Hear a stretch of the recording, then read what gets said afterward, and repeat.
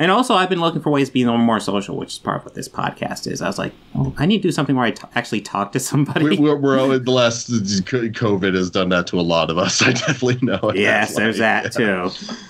But I need to feel like I'm talking to more people than just this box that I keep my microphone in. No, is that just like kind of, does that like help direct the sound or something? Well, that, and it also suppressed a lot of the outside sound. I've padded it as much as possible to make kind of like a little mini soundproof area. It's not remotely that, but it's better than that. No, totally. I mean, I record in my closet and I drape a blanket over my pull-up bar just so I talk when I'm recording stuff where I'm not on camera for. That's how I do that. But it's good to talk to you again. I think like you're kind of like, between you and CP, one of you are like my first like YouTube friend. It's weird having YouTube friends, but you get them. 100%, I know what you mean. But yeah, you were literally mine. It was you then CP for me. So yeah. Yeah, I remember. I think I talked to you first, and then CP was like, "Hey, I want to do this group project. Can you think of anybody else?" And I was like, "Well, this guy I talked to a while ago. I kind of liked his stuff, and that was you." That's really funny. Like, no, I don't remember exactly what we were talking about, but we actually started. I think you messaged me, and I was actually in Vegas at the time. And so I came, so I was just on this little vacation, and then I just started getting these messages from another YouTuber. I'm like, ooh, cool, okay. Yeah, other YouTubers, I'm in the community. Excuse me, the best movie ever made is Hamlet 2, guys. Come on, let's be real here. Oh, no, I can't wait till they complete the trilogy. Yeah, I don't know. I'm holding out for that third one. It's going to bridge the gap and just make it like a full book-ended series like The Godfather. Hey, what's up, guys? Oh my god, I did the YouTube thing I made fun of a few months ago. Say the line! What's up, guys? It's off to a great start. Riddle me this, riddle me that. Who's afraid of the big black bat? No, we've seen Superman before. We've seen him. You told the boys you're Superman. I couldn't lie to them anymore. This is gonna keep my family together. Clark. Gonna tear it apart.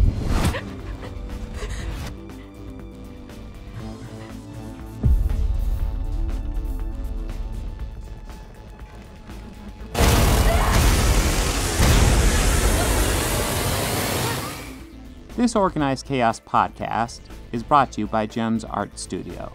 JEMS Art Studio is an online store that allows access to prints that you can use for most anything, obviously as just a picture, or as a wallpaper, or as a bookmark, or anything you can think of. You can find JEMS Art Studio at etsy.com/shop/JEMS Art Studio. This podcast is also brought to you by listeners like you. Thank you.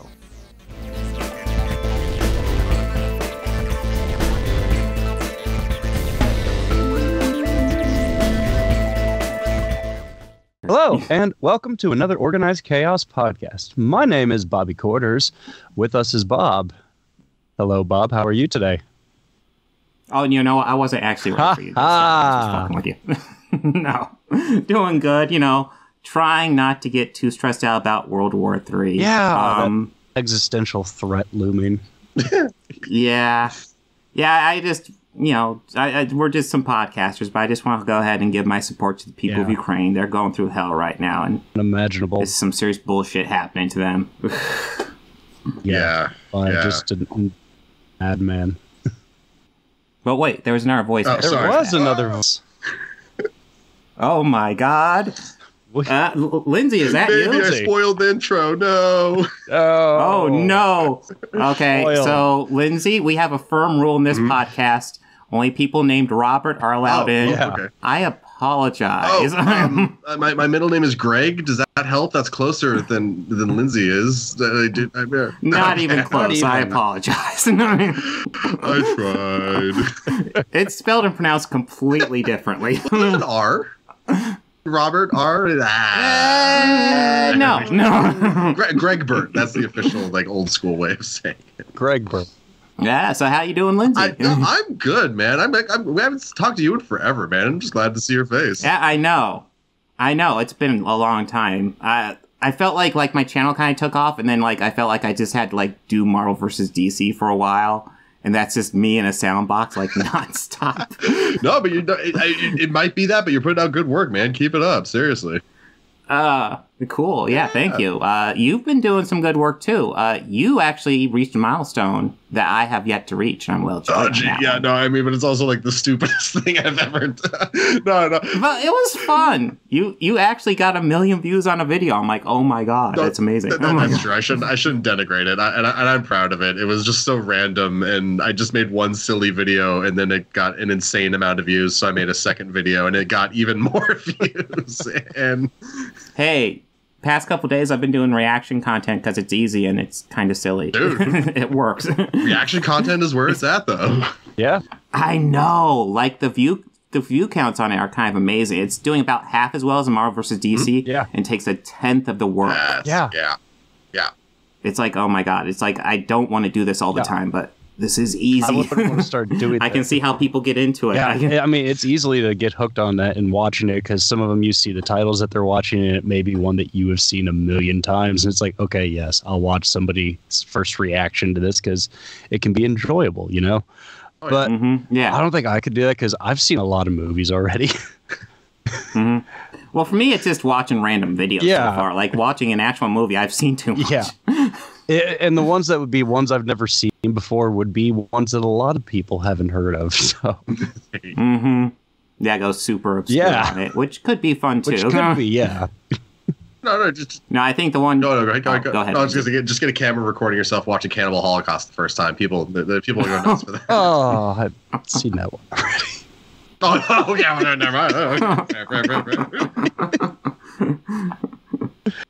I completely brain. Oh yeah, one of the reaction videos I saw, it was years ago, but it was like dude's first reaction to hearing Def Leppard's "Pour Some Sugar on Me." It's like, so he hasn't been in a grocery store for the past 10 years. What the fuck? Man has never been inside a college bar, is what you're telling me. I mean, who hasn't heard that song? I do not believe you, sir. They played that at my middle school dances. Yeah. And now that I think about it, that's kind of fucked up. But they do. Yeah, wait a minute.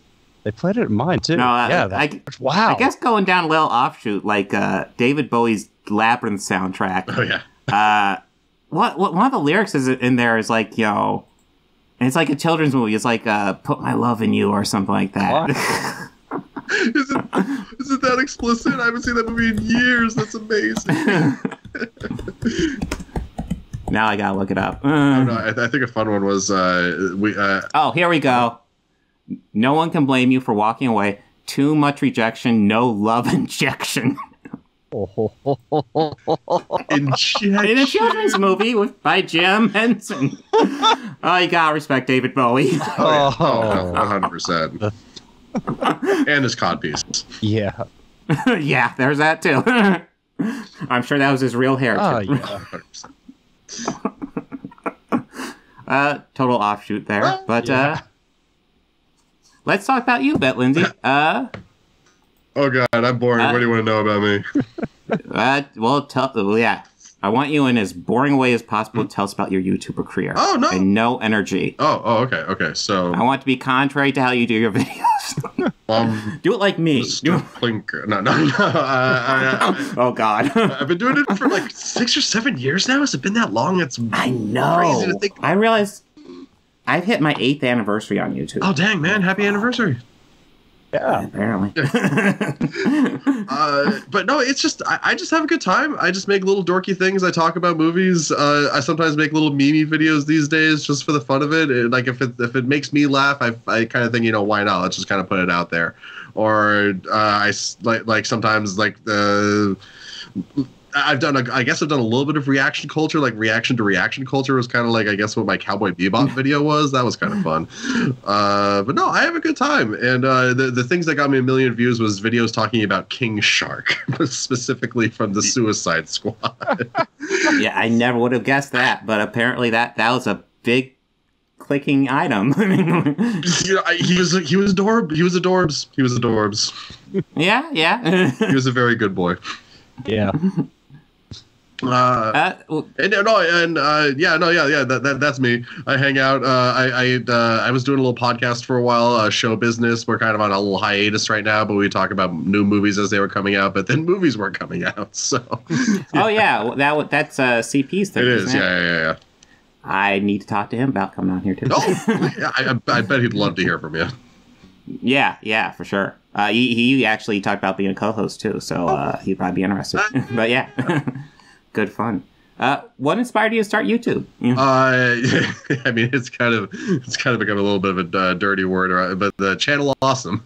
I was a huge fan of them for a really long time. Just all the content, all the creators, Nostalgia Critic, Phelan, Film Brain, all those guys. Just watching them for years, and then I just decided to give it a whack one day, and I'm like, wow, that was actually really fun, and it kind of just took off from there. Yeah, it's actually funny you brought that up because I have a minor channel Awesome story, obviously before shit went down.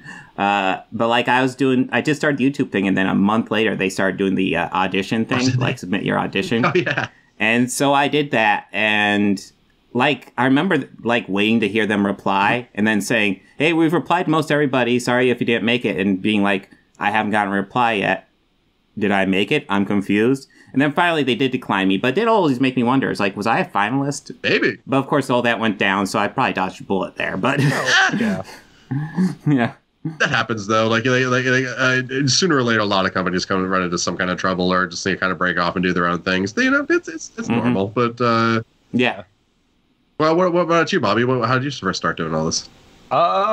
Started doing it through going through a broadcasting school, and that's kind of what got me into the video editing end of it, because I've always been fond of film, and I could always talk for days about film, so I figured why not start it. So the school actually had me originally put up 12 vlogs, like 12 or like 5 to 6 minute videos, and 12 what was it, like 7 to 12 minute podcast. So I did a full series on true crime once. Oh, cool. Yeah, that was that got fun and entertaining at times. But it was interesting at that school. They really wanted to emphasize, like, now you got to be really entertaining about it. So, like, make jokes, be really funny. And it's like, but I'm talking about true crime. Well, yeah, if you can make jokes about it, do that. So what? Make jokes about like the victims? Well, no, don't do that. Okay, then the killer? Well, yeah. Okay, what if it's just nobody knows who it is? Well, make jokes about that. Like, okay, interesting. Yeah, so that's always one thing I take away from it that I thought was very interesting. So I tried to be more entertaining than the podcasts about them, which pretty much I just recorded all by myself. And I found the problem I ran into doing that was it's hard for just one person to carry a full conversation on for longer than about 5 minutes. Like just with themselves talking about one topic. I found I was rushing stuff very quickly, and so that was also a bit of a learning experience. I mean, now I'm in the production of the second season. Actually, the recording mishap was from the first episode. Okay. So I have a good old 40 minutes of Charles Manson that's just gone. No.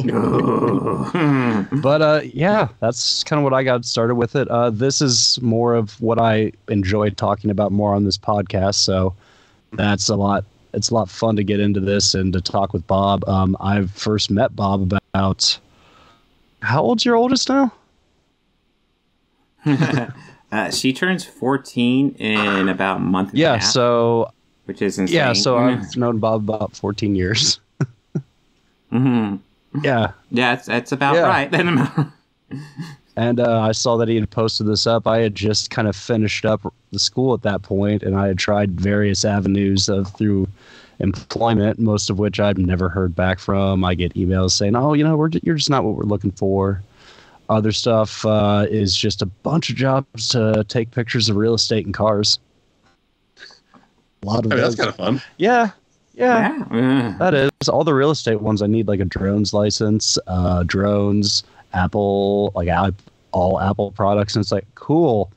I have this little $40 drone. Does this work? No? Okay.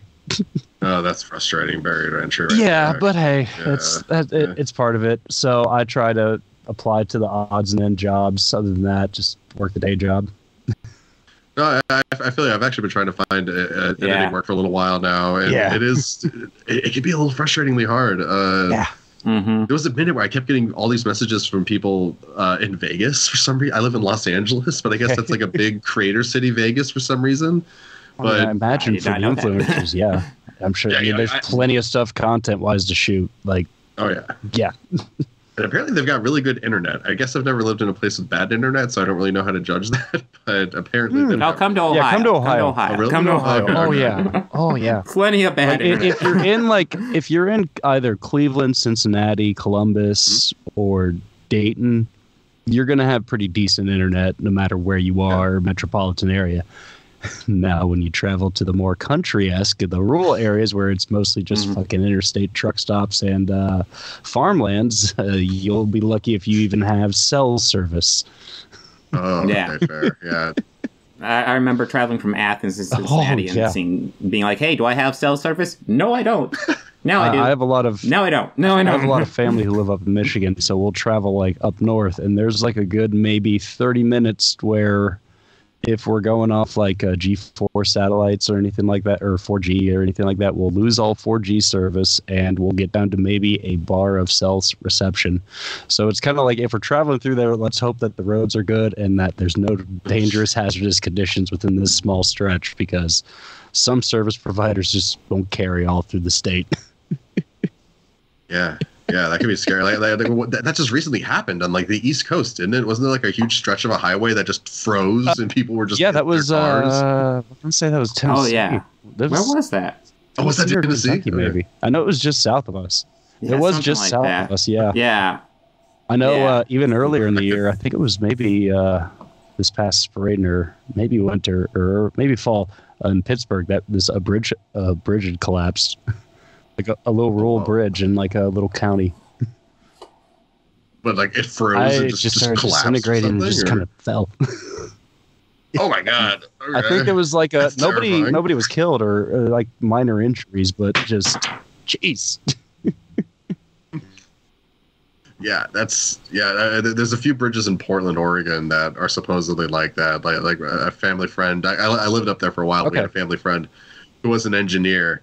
And like my mom would just ask him like, "So how about this bridge?" And he sometimes just go like, "Yeah, I've been to Oregon once, but it was mostly Eugene and not Springfield, but Gold Hill area." I noticed that a lot with like a lot of the smaller towns and stuff there. Just looking at them, going like, "Wow, these places look really old." I'm just looking at this bridge. This concrete looks like at least 7 of my current lifetimes. Like I was saying it to my buddy, and he's like, "Oh, it's fine." I'm like, "No, I'm not. I'm sure we're going to be safe. I'm just saying that this bridge is like 7 of our lifetimes combined." No, lots of our infrastructure is like that. It's like, oh, this is made well. It's made to withstand 100 years. How long's it been up? 250. Nothing bad's happened yet. A lot of the older cities and like I've noticed that like within like Ohio. Especially, there's a lot of stuff within the older cities that are like that. There's a whole section of our downtown in the area in Columbus that still has old cobblestone streets. That's kind of cool. I mean, there's no potholes there. That's beautiful. Yeah. That's beautiful. Nice. Yeah. I mean, but our state is also notorious for potholes. Notorious. They can damage an 18-wheeler.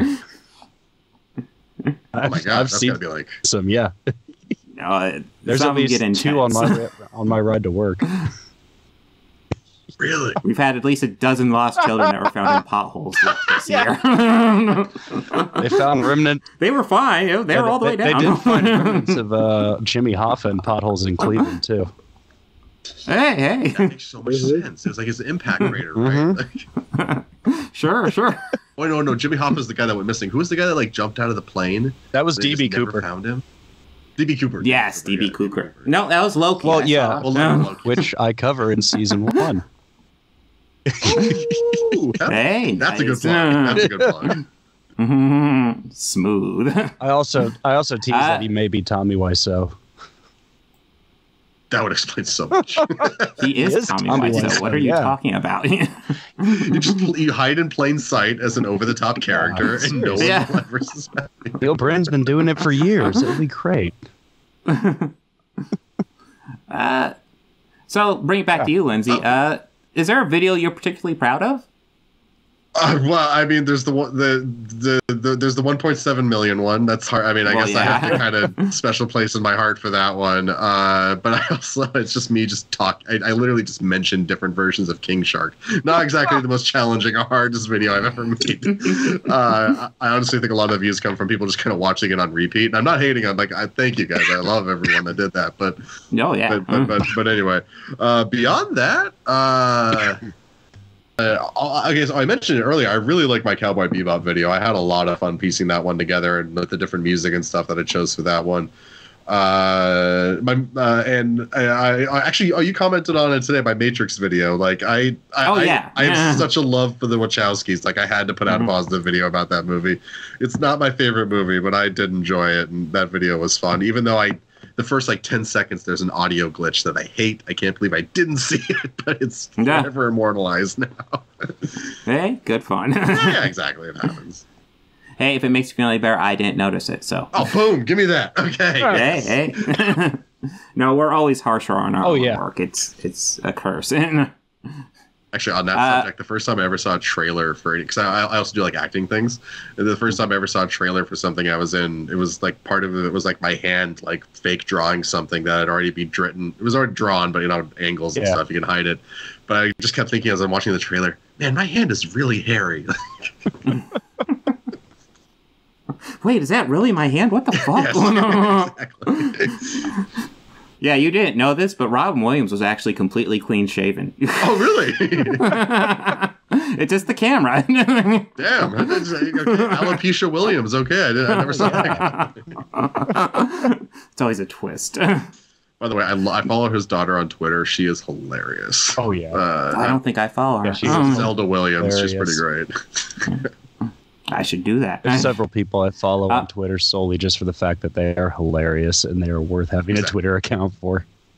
Yeah. So you just scrolling through and it's like, haha. Yeah. And you just keep going. Like the Iron Sheik. Oh, I don't know that one. Oh, he's like an old pro wrestler from the early 80s.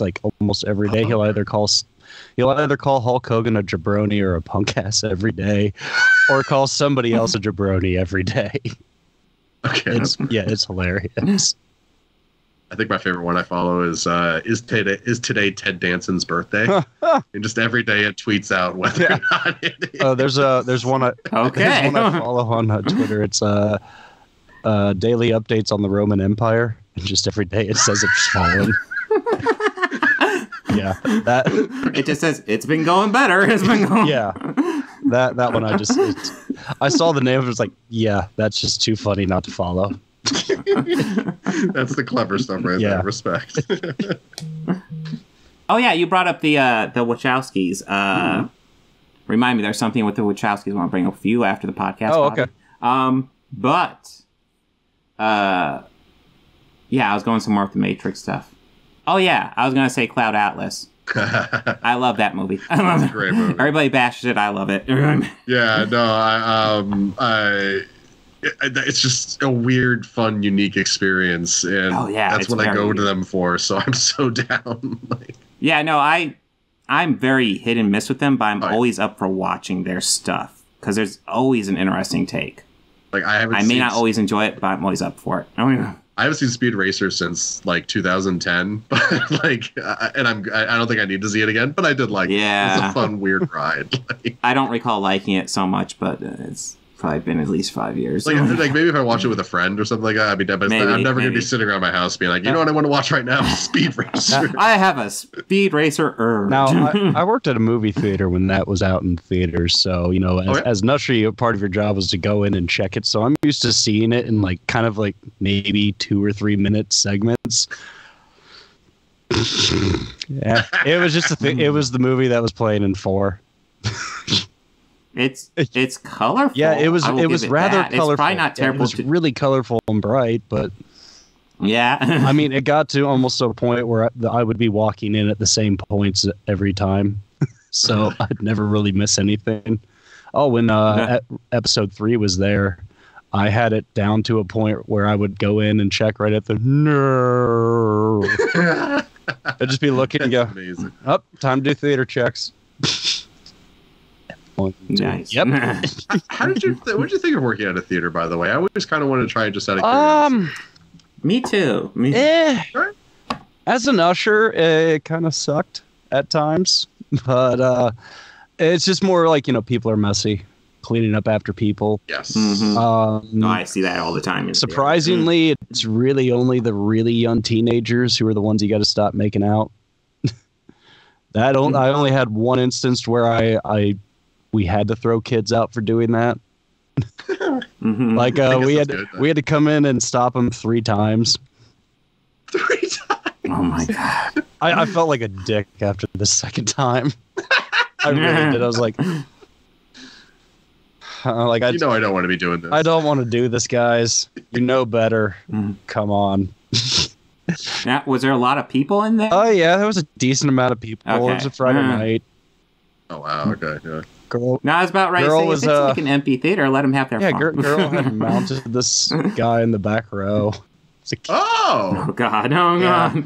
That's a bit much. Yeah, that would have required the flashlight. You have to get a crowbar just to separate. Hey! Them, Oh God! Hey, knock it off! Did anybody bring a Jaws of Life? I think the craziest that I've ever found in a theater after it was I found 2 empty 40s in Madagascar. Oh, that's funny. Okay.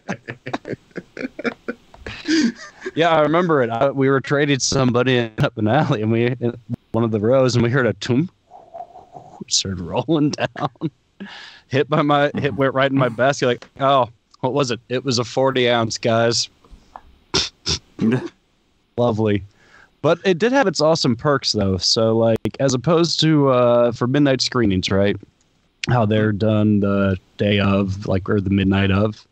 Yeah, we would get the print that week. And we would have it together like the day before the midnight screening, and the entire cast would watch it that night. So like that was kind of a plus, especially with Revenge of the Sith. Like I got out of work after we watched it. Whenever my friends like, "What'd you guys do?" "Oh, just put together a new Star Wars movie. Watched it." And they were just, "You've already seen it, dude? They didn't even have the premiere." "Yeah, I know." I had to put it together, man. It's like, dude, so what happens then? You better just go see it for yourself. Anakin turns into Darth Vader. Shows up and you can't figure that out. Anakin turns into Darth Vader, man. Everything turns out well for Anakin. He turns out great afterwards. The evil Sith are defeated. Yeah. But I also, I think when I got the job, I went there with a friend of mine.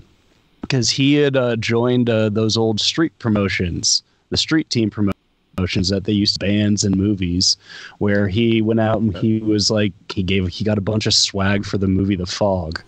And if he went out and told all of his friends to go see it, they were paying him money to go give out this free merchandise.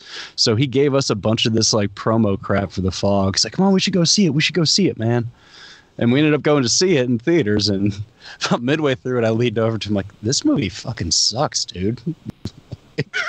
Like, what are we doing? Wasn't Tom Welling in that? Like not the original, the remake. I think he was. Well, I assume you're talking about the remake. Yeah. Little baby Tom Welling. Yeah, that's right. Yeah. Oh my God. But it was pretty. Well, he wasn't actually quite born yet, but they did an X-ray on the father. Yeah, they just kind of early CGI'd him in there, Wait, how did that movie end? Actually, wasn't the remake? Right? Wasn't it? He was a ghost the whole time, or she was a ghost the whole time, or something like that? I truthfully, I can't tell you because we left. Oh, we left, and I've never committed myself to actually finishing that version of it. I mean, I also have too much of a respect for Carpenter to finish. Oh, of course.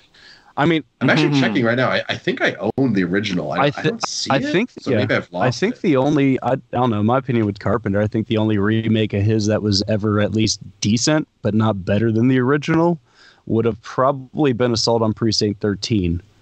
That remake That was is exactly where my mind was going. It wasn't as good as his, but it was all right. Yeah, no, it's not bad. I always like Brian Dennehy as a bad guy. Then again, I thought, like, it's so obvious by the time that movie was made. Yeah. It's like, of course he's a bad guy. Yeah. It's like, I love him as a bad guy, but can we be less obvious, please? But you didn't like The Thing? Oh, who doesn't love The Thing? Yeah. I love the 2011 version. It's so good. I know. It's so good. It looks just as good with that CGI. No, CGI is perfect. It's as great of an idea as to make Chucky AI. Yeah, sure. I haven't actually seen the new Child's Play, so the TV series that they have out now is better. My opinion. Oh, I forgot that the TV series. It's good. That. It's on a Peacock right now. Yeah. I know the streaming service. Yeah, I know. I'm so sick of it. If I get another one, which I really don't, it's probably gonna be Paramount. I'm not gonna lie. Well, the Picard's coming back. And Bob, it's worth it for the Star Trek. It's worth it for the Trek content. I mean, I just got it for the South Park specials. I am so sick of subscription series. I think I do at least as much as I paid on cable, just on subscription services now. I mean, now I am. I mean, I got Disney, Paramount. Thank God Shudder's so cheap. 100%. Yeah. Netflix, HBO, Hulu, Disney. That's where I'm at now. And Amazon, yeah. I forgot Amazon. Oh, Amazon. Shit, I forgot about Amazon. Yes. He owns us all. Yes, he does. Yeah. I thought I had canceled my Amazon, but I didn't. Damn you, Bezos. I would actually recommend, if you have an Amazon Prime account, go ahead and find a Twitch streamer that's smaller that you like, and go ahead and give them a Prime subscription. It's like $2 a month that they get via Prime, and it costs you nothing. So, I recommend doing that. Yeah. It's a little bit less money for Bezos, a little bit more money to somebody who needs it. Yeah. I need to do more Twitch stuff just in general. Like, I don't really watch a lot of it. I don't really have a reason. I don't particularly dislike it. I just kind of just don't. I don't know. I should change that. It's a lot of work. It seems like if I were to do Twitch, I'd have to do like I couldn't do my regular job. Which, hey, I would love that, but I need to pay bills too. If I didn't have to make food anymore, yeah, absolutely. We just need to all learn how to photosynthesize, and then we just go outside for 10 minutes. We touch grass, so we're healthy. We eat, and then we come inside and we Twitch. Yeah, I'm gonna get rid of my apartment, get rid of my food, and just Twitch from my car. Keep the show on the road. Just completely mobile. Power your car by sun panels. Oh, so you're just as photosynthesized as your car. All right. Well, Lindsay, is there any project you've been wanting to do that kind of something you've always wanted to do that you haven't quite done yet? I've got actually a couple of those burning right now. One of them is, you guys ever played Dark Souls? I've heard of it now. It's just a video game that I love, and I recently got kind of a fun idea for a video on that, and so I'm currently sitting on like 500 gigs of recorded footage of me doing a playthrough and a half of that, and I don't know. I just like I'm working on something about that right now. I don't want to give away anything too much because it's still such a work in progress. But I got that I'm working on right now. What else? If you're an anime fan, Attack on Titan's ending soon, and I'm definitely gonna have some thoughts on the end of that series. People talk about that all the time with me. I've not seen it. It's such a weird show. I loved it in the start. It has fallen out of love with me, but I'm powering through. We're gonna get to the end before I say anything too. We'll see. But that's kind of for the big projects I got going on right now. It sounds like your relationship with Attack on Titan was my relationship with The Walking Dead, and I stuck with it way longer than I should have. I also had that relationship with Walking Dead. Absolutely adored it, started hating it, and then I haven't watched a single episode since the first episode with, what's his name? Negan? Negan, yeah, the first episode with Negan. Like, I watched that, I'm like, that was crazy. I might have hung on for like a season or two after Negan was introduced, but I love season 1, and then after that, no. but I wanted to love it again. Season 1's pretty great. I tapped out of season 2, episode 2. I was done. Yeah, season 2 was a steep decline, man. Yeah. It got better than season 2, but it never got, I was just like, this is kind of stupid. Mm-hmm. I think the moment where I realized that it was never going to get good again was in season 2, like episode 3, 4, 5, something like that. Like it's the episode where there's a zombie in the well, and they're like, "Oh, we gotta get the zombie out of the well." That was so dumb. I'm just like, I can't. Like they're talking about how like if they can get it out without killing it, they can still drink the water, and I'm like, no, that water's undrinkable. It's fucked. Yes, you should drink the water. Yes. It's like you're trusting that zombie not to ooze into the water at all. It's fucking hey, zombie, can you leave your juices out of our water, please? Thank you. That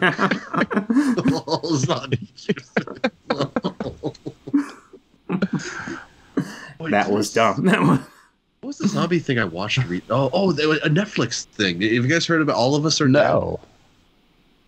I've not heard of it. No. It's a Korean zombie show, and it's like kind of a self-aware one because it talks about Train to Busan a lot in it. And so it's kind of fun. I didn't dislike it. It also touched on a lot of things that kind of made me just go like, I don't know if you should be talking about that show.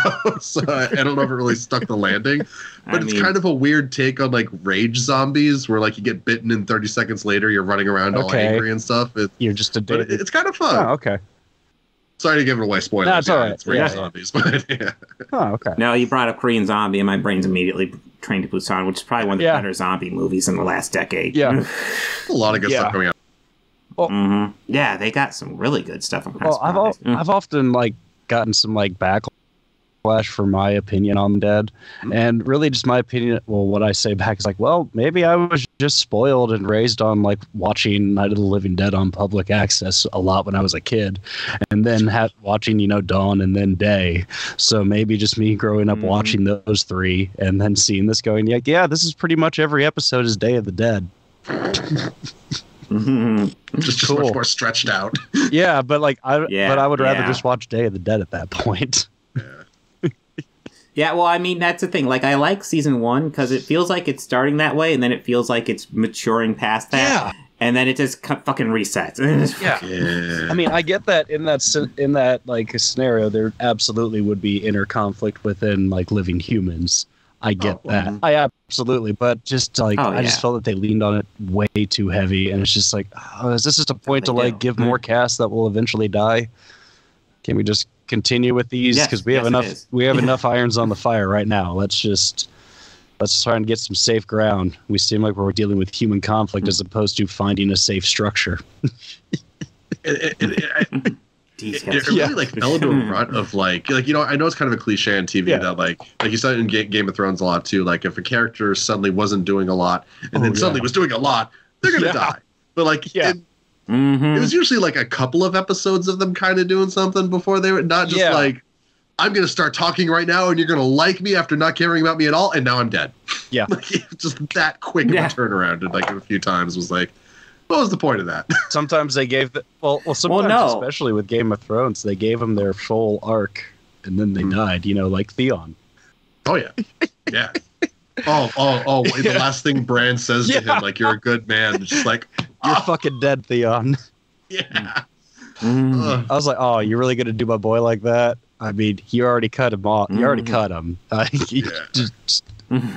that's when Game of Thrones was at its best. When like they just were so vicious and like not like and unapologetic with the characters. Yeah. Now, I still say that I think they had a good idea for a final season, but that execution. I think that those two just got excited that they were going to work on Star Wars and rushed it. And then they lost the Star Wars. It seems like, I don't know why. Yeah. It's like, guys, finish what you're on. I'm sure HBO will give you more episodes if you want. That's the thing. I think they were offered it like at least one more season. Yeah. Yeah. They probably could have kept on going. That show was a huge hit when it ended. And I've heard George R. R. Martin say that, we could have at least made 10, like gone to 10 easily. And it's just go ahead. Okay, George R. R. Martin needs to write his book. Yes, he does. Yes, he does. Oh my god! Please, my god! Just when's the winter, man? Please. I've always wondered, like, Are they actually done and he's just messing with us? And like 2 days after he dies, like his lawyer is going to go like, oh my God, guys, I found the books. There's 50 books here. Each one's 2,000 pages. Fucking A. I'd be down. So it's supposed to be 2 more books, right? So it's like Winds of Winter, and then there's supposed to be like 1 more after that, yeah, right? I think the last one's A Song of Spring. Okay, yeah. I think that is, yeah, I think. It seems familiar. I read something about that. I haven't kept up with the books in a while. I mean, from what the last update I've read, and this was like from, I guess, a link through his social pages, which are ran by people who work for him. Like, you know, it's nearing completion. Cool. I just want to point out, Peter Gabriel said his new album is coming out very soon recently. Oh, did he? He also said that 18 years ago. Huey Lewis spent the past few years saying that he and the News are reuniting to record an album and then eventually touring, which later they scrapped the tour due to his loss of hearing, but they're still working on a new album. That last update was from April of 2020. Oh, wow. Oh, okay. Oh, that's... Yeah. That's okay, maybe.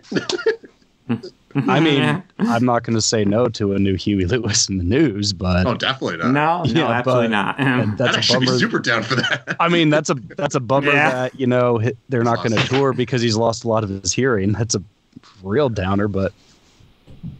That's unfortunate, for sure. Yeah. Who's the... Lindsay, no, any... Oh, no. No.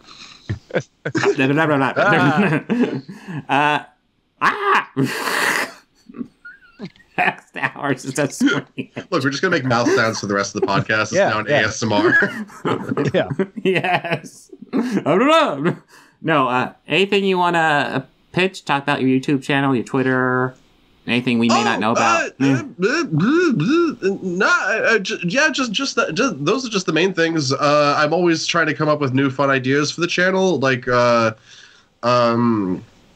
I'm always trying a new style or a new approach to the videos. So, like, if you watch one video, you don't necessarily like it. You know, go back a few videos. It might be a completely different style. I get a little random with that sometimes. Like in October and November, I suddenly just started doing on-camera stuff again after not doing it for years. And I don't know, it was a fun change of pace, and I'm probably gonna start doing it again soon. But I don't know, it's always different. You never know what you're gonna get with me. And that's probably also why my channel doesn't do it. I kind of stay towards the bottom sometimes with the inconsistency. But that's fine. Hey, I get that too. Yeah, I get that too, man. You know, it's just how it goes. And honestly, I more use YouTube as ways to just like learn how to do video editing and stuff like that. Make fun things when I come up with ideas. That's mostly it. Oh. Yeah. Exactly. On my channel alone, the thing that has the most views is a mockumentary I did about Camp Crystal Lake. Oh, that's amazing. That has the most views out of everything else on there. So that's like 12 vlogs of true crime and 12 podcasts of that. 2 little snippet videos I did. One I used as I don't think I've uploaded that one to YouTube. I uploaded that one on Facebook. But yeah. Just a mockumentary. A little like 7-minute short little fake mockumentary that I filmed all within like a 30-mile radius of my apartment. I love that. That's what you know. Okay, so before all the King Shark stuff, the best video I ever did in terms of performance was for It Follows. Oh yeah, I remember watching that. Thank you. Yeah, I think it's an okay video for the time period that I made it in. I don't think it's there's parts of it that make me a little cringy these days, but it's at like 6,000 views, and everything else in that era is sitting at like maybe 200. So. Go, It Follows. Hey. Funny thing, I know what you mean by rewatching some of your stuff. That's kind of cringe. I see an edit in that Camp Crystal Lake one that I know why the edit's there and it's important why it's there. But if you're looking for it, you see it. There's a part where I'm interviewing somebody and I have like the standard interview shot, but it's just me in a disguise speaking with like a fake Boston accent, and I just tried to do my best since it was still a project for school. And, still we're all adults there, but like, we know you're all adults, but please don't curse in your projects. This is still a school. So I had to try and do a Boston without letting an F-bomb just naturally slip out. That sounds fun. Sounds like so I said, like, the real problem is all these freaking kids. So I hear the freaking, but I actually did just let it slip. I was like, this fucking kid. these freaking kids. So I had to cut off the F and freaking, and so I hear it, and I just it's one of those little like audio like kind of like I hear it, but it's hilarious though to me. And that's literally what that Matrix thing was I told Bob about. Like there's like 2 of those at the start of that video, but Nothing. But I mean, I've started doing projects for another one, like filming for another one. I'm going to do another one on Freddy Krueger, because the person I talked to who was the Camp Crystal Lake caretaker, his name was Fred Krug. I'm thinking of subtly doing the interviews and just subtly putting them in there as, hey, that's the next one I'm going to do. I found an old school that's standing in for Springwood. There's a actual kind of a seminary school around Columbus, which I could actually film for the St. Mary's, wherever the Amanda Kruger stuff happened. You know, the whole Rape by a Million Maniacs, that whole storyline with him. But yeah, that's a fun project I got, but I think it's crazy. That one, just a fake one about a serial killer, about a slasher film, that has more views than any other factual thing. The horror band. It's weird. Fans love it. Like it is. Yeah, it's definitely a weak point for me. It's like I like it, but like I didn't grow up with it or anything. So that's why you're all over the superhero stuff, man. I remember like back in the day, you had like a Daredevil video get like an insane number of views or something. That was super dope. It still gets views occasionally. What's that one at now? That's one of the ones that pops up occasionally. By the way, those are all going off Netflix today, and it's very sad to me. Yeah. Have they announced if or when they're going to go to Disney? Nothing yet. That's insane. That's really cool, Bob. But nothing yet officially on what's going on with that. But I don't know if we should. Do we want to talk about spoilers from certain recent Marvel things, or do we want to avoid that? What? How recent? Well, like Spider-Man and Hawkeye. Okay. We've spoiled the shit already. Yeah. So spoiler alert for No Way Home and Hawkeye. Sweet. Okay. Cool. I didn't want to be that guy, but like, so I guess they're bringing in at least Daredevil into the MCU. Yeah, I guess that much because he wasn't Spider-Man. Maybe. He was literally in Spider-Man. Yeah. And if you have any question that wasn't Matt Murdock, he caught a brick.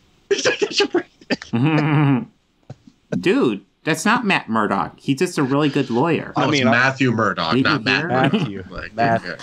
Yeah, completely different dude. Completely. My question is, could they bring in Jessica Jones? Like, I love Jessica Jones. That was like such a good show, but I don't think her tone fits the MCU. Like, could that? Well, Daredevil doesn't even really fit the MCU. That's true. And honestly, MCU has a lot of different tones. So if they want to do a darker side, I'm okay with it. We also have to see how they do it. They could also be like, say the Netflix is an alternate universe. Yeah. But they were also talking about the events of like, Avengers and Luke Cage.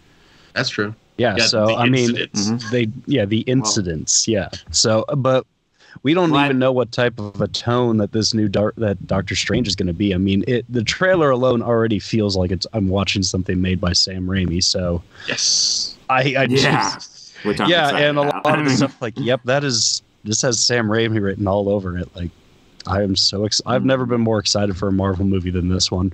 I'm pretty hyped. That trailer looked extremely good, like I've seen some people like a lot of celebrities doing like teases that they might be in the movie, and some of them make me really excited. I mean, I just hope I like Ryan Reynolds the best. Yeah. I am definitely not in this movie. Yeah, I'm absolutely not in this movie. Wait, what? Why are you saying that?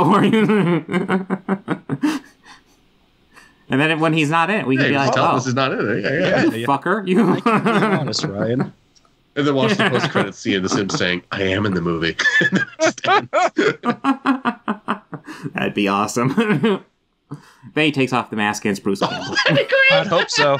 I hope Bruce is in this, even if it's... And also Ted. I hope Ted Raimi is in this as well. Cause, I think they both have to be I think that's in Sam's contract. Yeah, he has to have some job on screen for Ted, no matter what. Mm-hmm. Well, it's like Ron Howard's brother. Clint, yeah. But I mean, like, I don't know. Who would you say has played more iconic like B-side roles, Clint Howard or Ted Raimi? Ooh. I have to go. I am too, unfortunately. Clint was in the original series. Yeah, he was in the original series. Like, that's a good point. That's a good point. But okay. and you know, Clint was also the ice cream man. That's true. I've not seen that one. So you haven't. Oh no! I think I see my future. Yes, I think I see my. He also was in the best movie of all time, House of the Dead. So, yeah, you know, like that's he was. That's worth something. But I mean, Ted brought him life. It's true. True. And he was on Xena. Yeah, he was.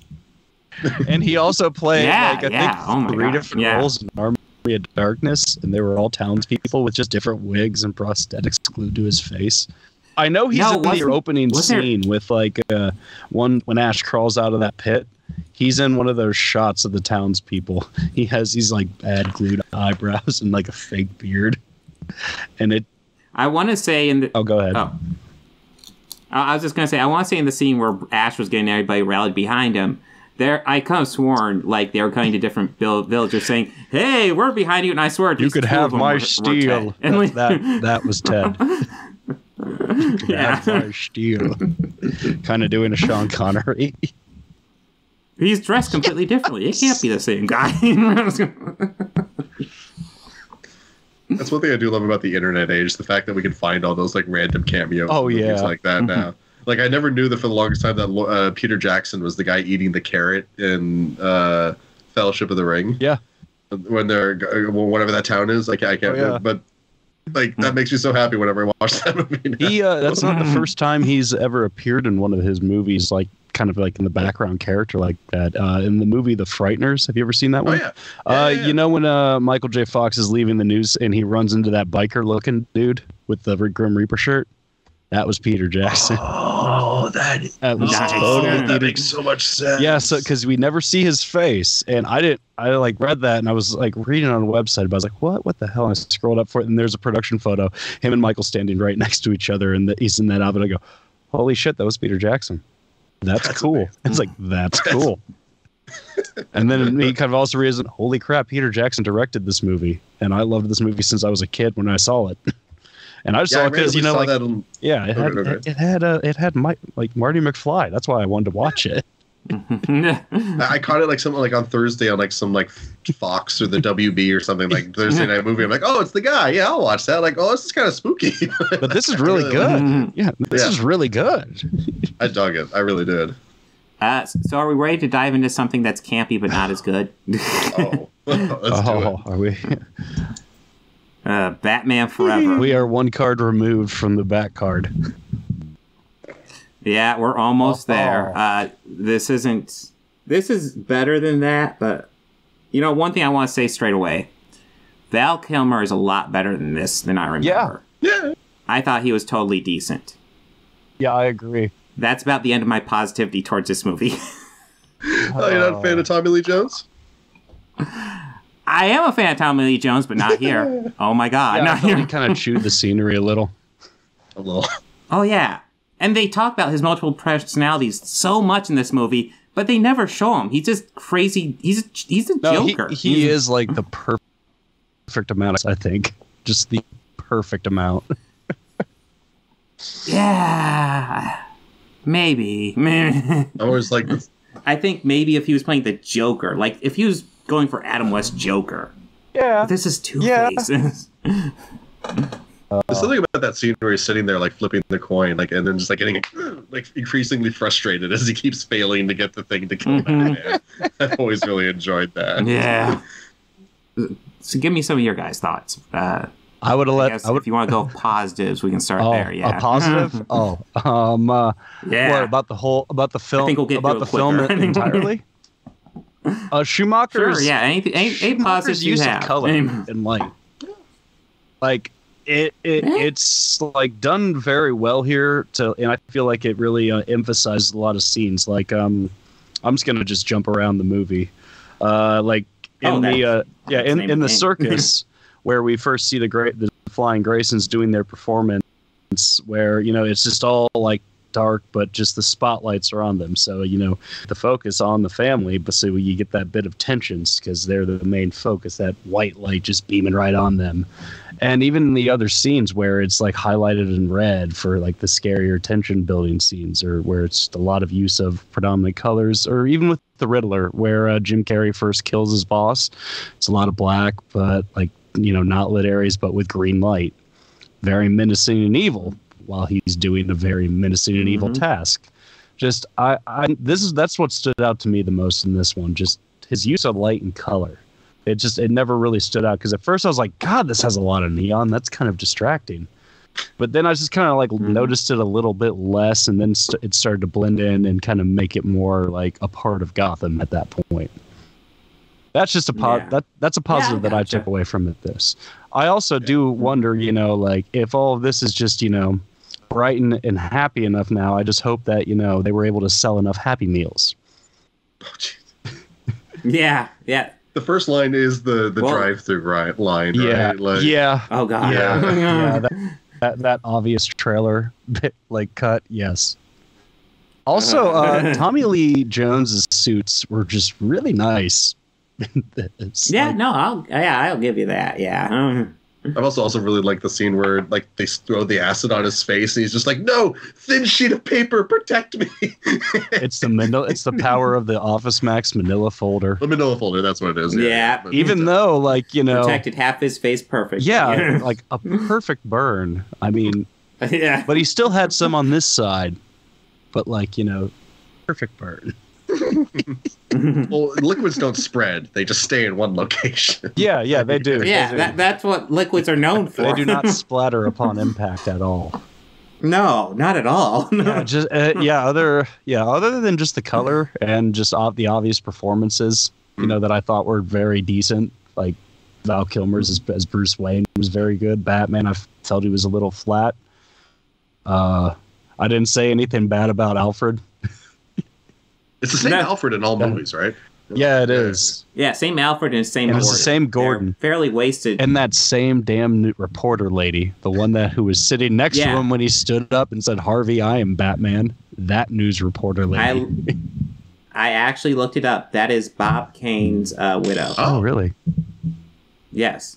So, fun fact. Yeah, she's in Returns Forever and in Robin. Yeah. Oh, she's in 3 of them. Yeah, I knew she was in almost all of them, but not all of them. But yeah, I didn't know that she was Bob Kane's widow. 89. Really? That's cool. Yes. That's cool. Yeah. Fun fact. That's why these movies are like all she's known for.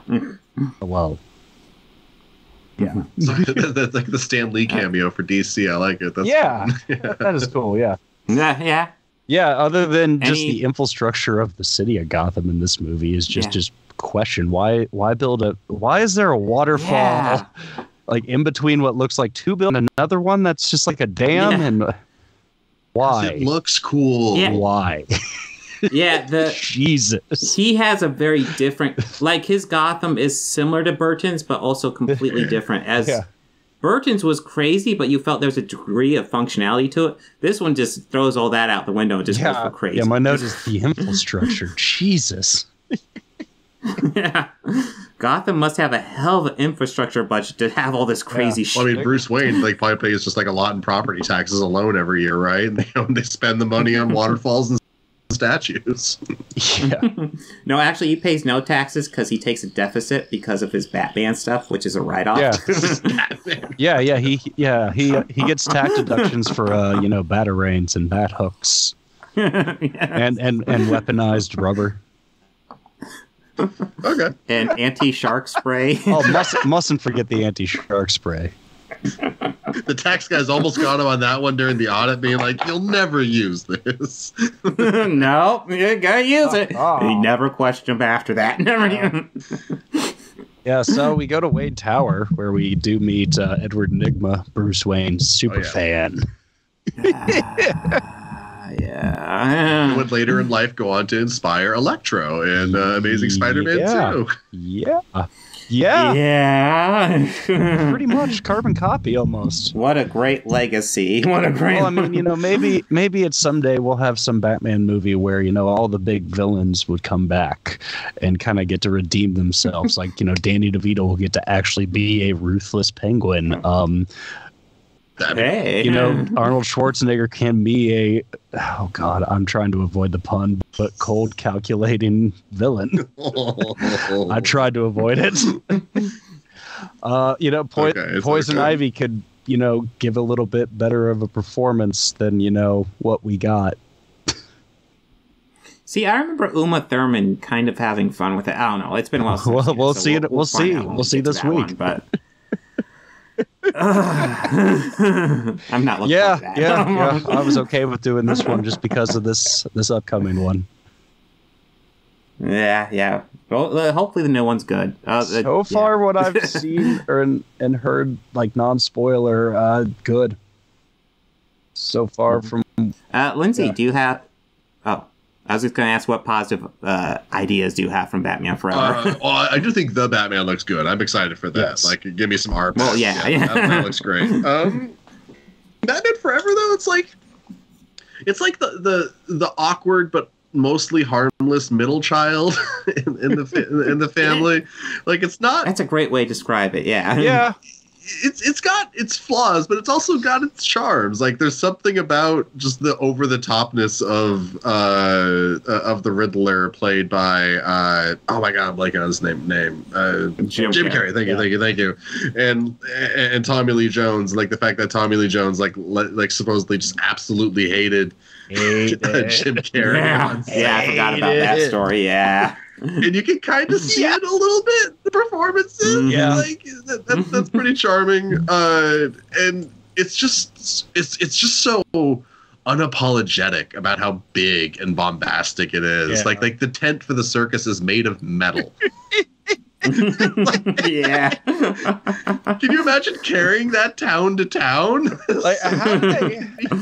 Now, do you think it's like the tent has a concrete foundation? Yeah, do you think it's like an established site, you know, where they have the circus? Like, whenever a circus comes to town, that's where it is. So that metal structure is just there.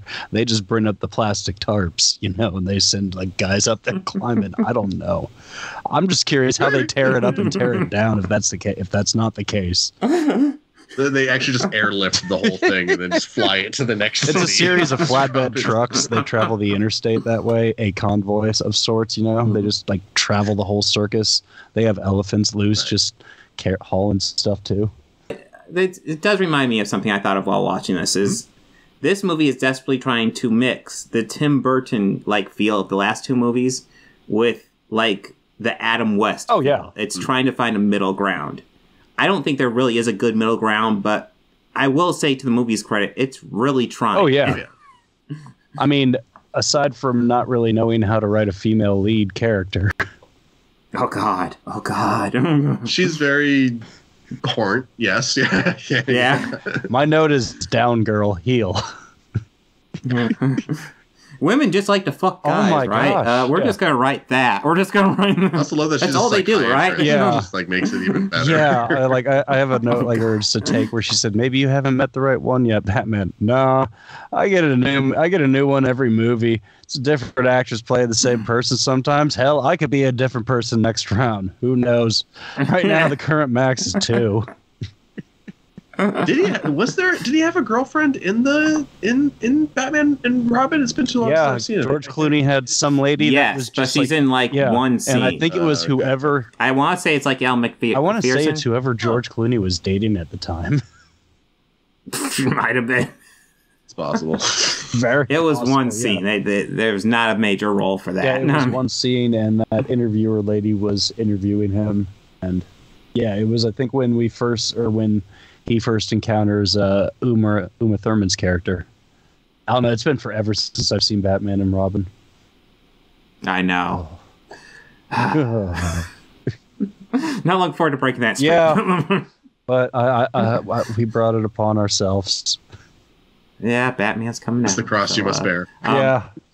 It's worth noting, in this movie, Batman says he's never loved a woman to chase. Yeah.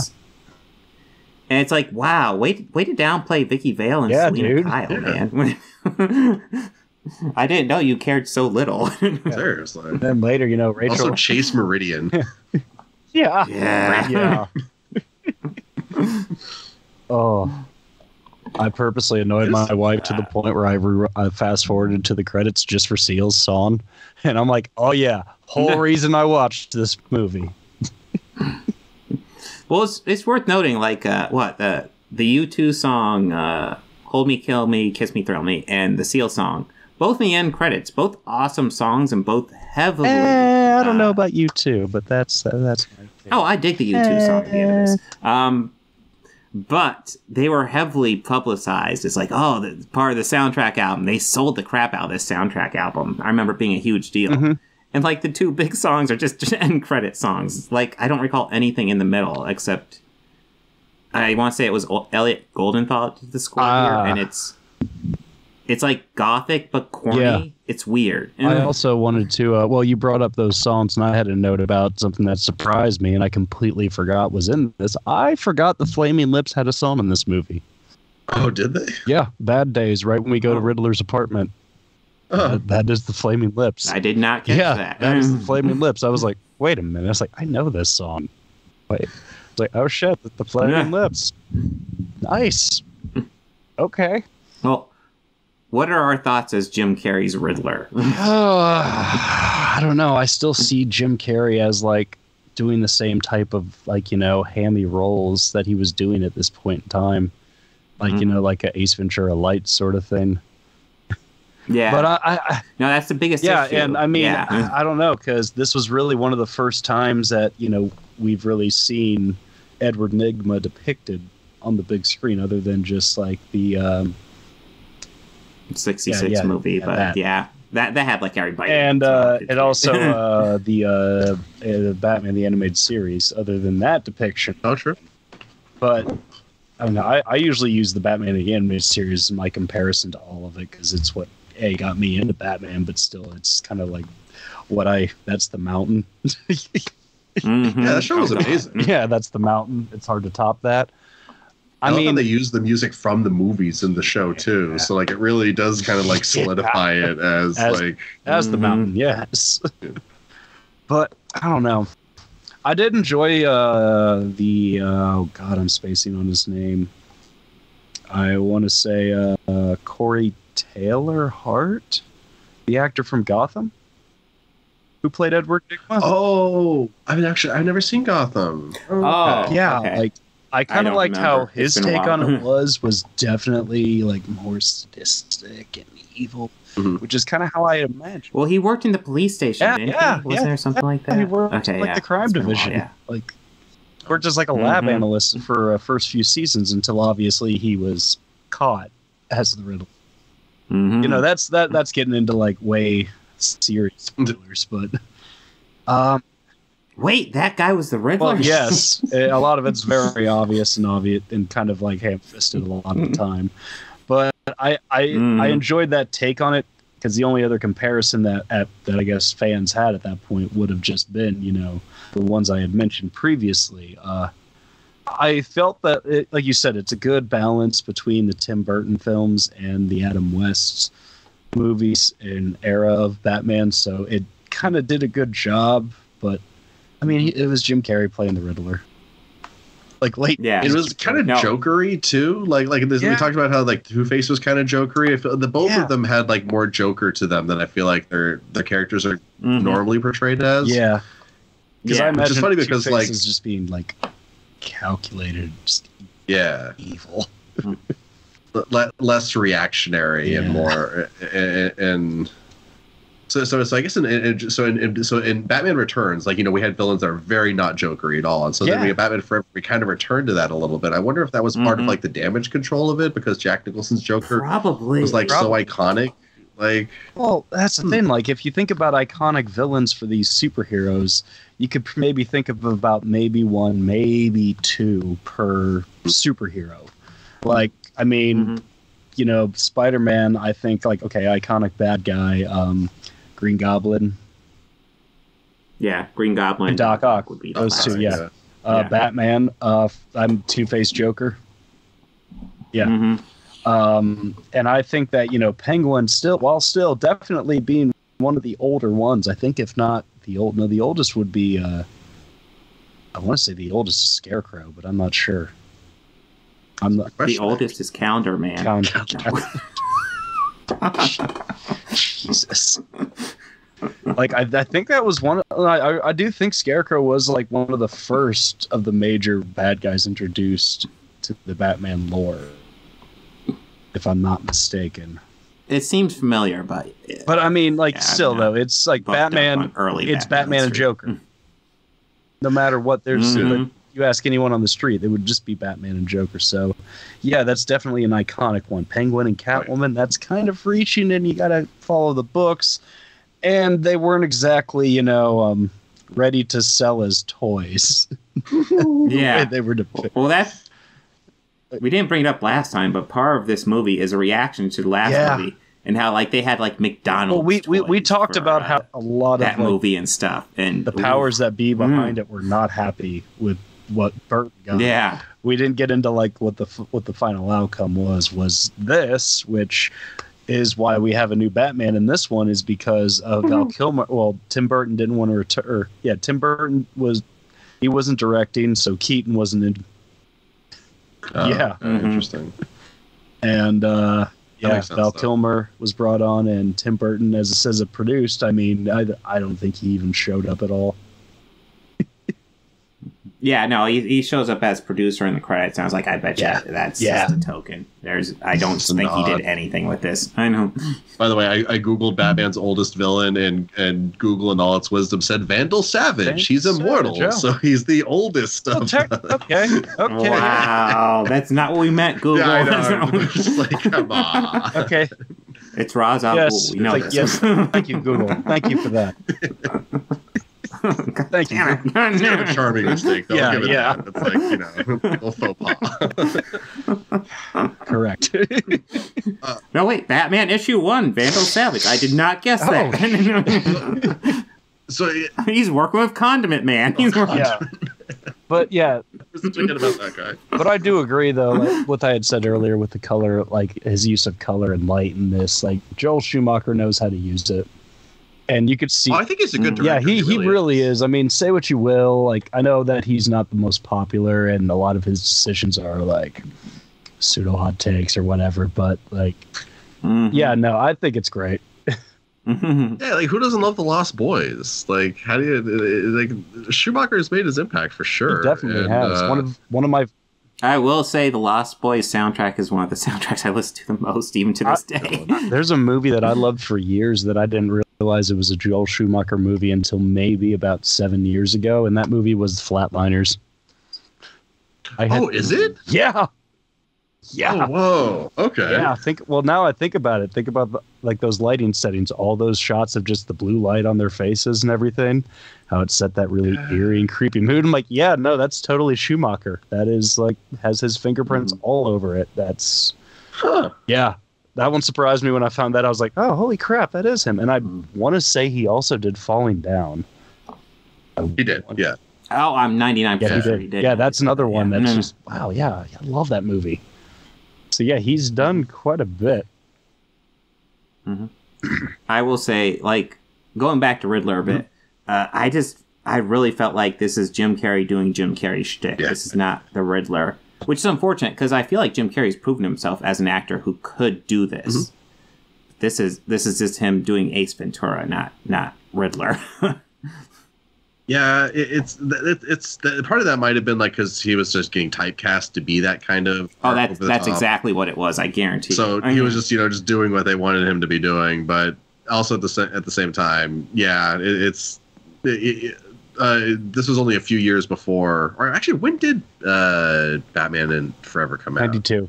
Oh no, 95. Yeah, 95. So I guess that was actually a little bit before Eternal Sunshine of the Spotless Mind. So never mind. I'm not going to go that far with it. But that was around the time of like, the movie where he's like in a movie and he doesn't know it. Truman Show? Truman Show, yeah. Truman Show, yes. Yeah, that was roughly around the same time, right? Like, yeah. I went for Ed TV. I was like, no, it's the other one. Ed TV. Yeah, that's been done a few times. Well, no, I remember both those movies came out like the same time. There's like, oh my god, are they ripping off each other? It's like, actually, no, that there's too much overlap. There's too much. I forgot they came out at the same time. That's hilarious. Okay. Yeah, they're super close to each other. Okay, Tommy Lee Jones. Thoughts? Tommy Lee Jones. I mean, he's having fun. Yeah. Kind of, sort of. Yeah, I mean, the two of everything was a bit much at times. Well, that's the thing. Like, I felt like the character need to show like more duality than he did. He's Joker. Yeah, I mean, I feel like he's Joker. I'm also kind of amazed it took anybody that long to figure out. Hey, maybe we should throw like a handful of coins when he's tossing his coin up. Yeah, like it took you guys. How long has he been terrorizing Gotham, and it took you that long to figure this out? Send him on a mental collapse. Oh shit! Why didn't we think of that? We've only been watching him do this for 20 years. Yeah, I was about to say, like, how much time passed between? Because like the movie starts and he's already Two-Face. And so like, how long he been operating? And I really feel. Well, at least since the beginning of the movie when he was black, beginning '89. Who was it? It was Billy D. Williams. Of himself. Man, that would have been a hell of a movie. Yeah. I mean, that's why Billy D. Williams played him in the Lego movie. True. Yeah, that was great. Lego. Yeah, it's just a good movie too, though. Oh yeah. But yeah, I actually like Tommy Lee Jones. Like he could do it because like essentially you mix his character from Under Siege with his character from The Fugitive. There you get Harvey, and you get the killer crazy Two-Face. Okay. And they don't even go for that. They don't even time that I could recall seeing a difference between the two different people he was potentially portraying would have been when, at the end where Batman reminded him about his coin. Yes. And he was like, yeah, I remember that. Bruce, yes. Like right then, wow, you're reading that completely different than you've read anything else. Like, I have a feeling that this is... If we had more of that, this is Harvey. Great. And you're dead. And, he clearly had a history with Bruce in that moment we saw, but he had no reaction when he finds out Bruce is Batman. It's like, oh, Bruce Wayne's Batman. Let's go get him. Just, oh my God, there's a wealth of stuff they could do with that. So much you could have done. I mean, if you want to see what they could have done, watch the animated series because they do it. I was just about to say, didn't the animated series do their own version of the throw a bunch of coins at him when he's like flipping his coin, but it was like a whole box of coins or something like that they pushed over? Like, and that was pretty sick. Yeah, except that was during the origin story too. So it was like, how long have they been doing Batman this? threw like that Batarang on a rope around his ankle and didn't let him fall either. He didn't kill people in that animated series, not like that or the Arkham series where you definitely kill people when you're Batman in the Arkham series. You kill people in that game.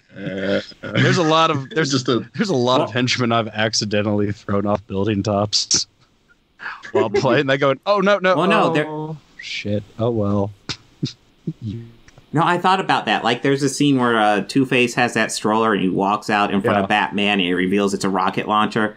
In my mind, I'm watching that scene. It's like, this Batman would probably step on the gas. Instead, he's breaking. He probably would have had some button that he would have hit on it, and like some comical little hand would have came out and taken the rocket or something. Or would go up and like go on like stilts the wheels. Like drive over. Oh God. No, it's serious. Like, instead he kills like a half dozen of his goons when he could have just killed Two-Face. I mean, it's not like an obvious death in like Returns where he throws that dynamite in that guy's waist and he throws him in that. Yeah, that was dark as fuck. With a big old smile on his face. Batman killed somebody. Like, he definitely killed somebody. Pretty unequivocally too. You really can't defend that one. Yeah, there's no point where it's like, oh, I couldn't avoid. I mean, you could avoid. This isn't like him dropping Eric Roberts off the top of a building. Not even a high-rise one. Just one that, where he said, like, a fall like this won't even kill me. It's like, yeah, I'm counting on that. Yeah. That's still the crack of his ankles is like... Yeah, that's still my favorite part of that movie. Like, he's like, I'm counting on it. And just like, wait, what? What do we think of Robin in this movie? You mean Nightwing? Oh, yeah, How it should have been Nightwing? It should have been Nightwing. It should have been Nightwing. That's my thoughts. Yeah. Well, I get doing an origin for Robin before you do Nightwing. I 100% He get still that. should have totally gone by Nightwing. Well, I mean, whether he's Nightwing or Robin, Totally. does he need to do karate to dry those towels? I know, that was so weird. Yeah, I kind of wondered, what the hell did that cut was doing there? Like, what was the point of that cut? Well, I was also a little bit confused. Do they not own a dryer? Why is he doing this soaking wet stuff? He's got time to be making such a mess like that. You know, what's Batman doing while all this robbery by Riddler and the Two-Face is going on? And we have time for this? Yeah. We have time for his karate laundry service? Well, what do we think of Batman adopting a 25-year-old? Full-grown man? 25? Here you are, Mr. Wayne. Here's your full-grown boy. Listen, man, we got to balance between figuring out how to handle this adoption and your 30th birthday party, okay? Wait, Don't worry, do they actually kiddo. call it adoption, or do they use the word ward? Do they try to like? I think he just said. I think what Gordon said to him is like, he doesn't have anybody. Would you mind taking him in? And I think that's just what he says. Yeah. But yeah, no, they do mention how he's bounced around foster services. They have though. mentioned that. Yeah. So if a 25-year-old's not going to be bounced around foster services, I'm sorry. You know, maybe he'll like stay with one foster family because he likes them. But, yeah. Foster family's going to get so confused. Like, wait, we were expecting a child. What the fuck? How many 25-year-olds are you guys thinking of adopting this year? This year? Yeah. Yeah. I'm planning on getting some property service this year. You know, lots of apples. Have him work the fields. Yeah. For you. Use it as a college building thing. Oh. Started some frat houses. Yeah. Mm-hmm. Yeah. Yeah. Honestly, I don't have much thoughts on Chris O'Donnell in the role. Yeah, he's not bad. No, he's not bad. Yeah, he's fine. It's just he's too old. Yeah, it's a little hard to it's believe. Weird. This full-grown man. But I mean, I can imagine that they probably tried. I mean, I remember reading that they originally casted this role to be Marlon Wayans. Oh, yeah. I remember reading that. Yeah, and he still got paid. I think for like because like he was cast and they had done like fit tests and everything, but then they ended up recasting him. But you know, his contract was still good, so he still got a paycheck. Yeah. Good for him. I would have put it towards something. That's what happened with Johnny Depp recently with Fantastic Beasts, didn't it? Because they replaced him with Mads Mikkelsen, but they still had to pay him his full thing because he'd started shooting the movie. Yeah, he did. Yeah. Interesting. It's part of why I want to talk to you at the end of this, Bobby. But Fantastic Beast is such a damaged property at this point. Oh my god! Really? Because I mean, I tried watching the first one after the wife had got me into the Harry Potter series, or actually, she convinced me to give it another shot past the second film. Mm-hmm. And I enjoyed it a lot. I did not care for Fantastic Beast, and and what it is I didn't care for the lead actor. I just didn't care for him at all. I will tell you, I enjoyed the first one, but that second one, oh fuck! And then with everything that's come out recently, I'm okay if they cancel. Yeah, I'm okay with it too because I think it's kind of BS that they're just penalizing Depp. Then they should also at least Amber Heard should lose her main role job now too. Agreed. Fair is fair. Also, it's weird that they're not getting rid of. I'm not even there yet. Yeah. But yeah. It's weird. Well, I guess I don't know. Did we ever find out what the full story about that thing with Ezra Miller and that person in the bar? What the deal was there? Nothing. I've heard about it, but I know no details. This is the first I'm hearing of it. It was like 2 years ago or like a year ago. It was something like that. It just an incident. It might have been pre-pandemic, to be honest. It might have been like right around then. Yeah.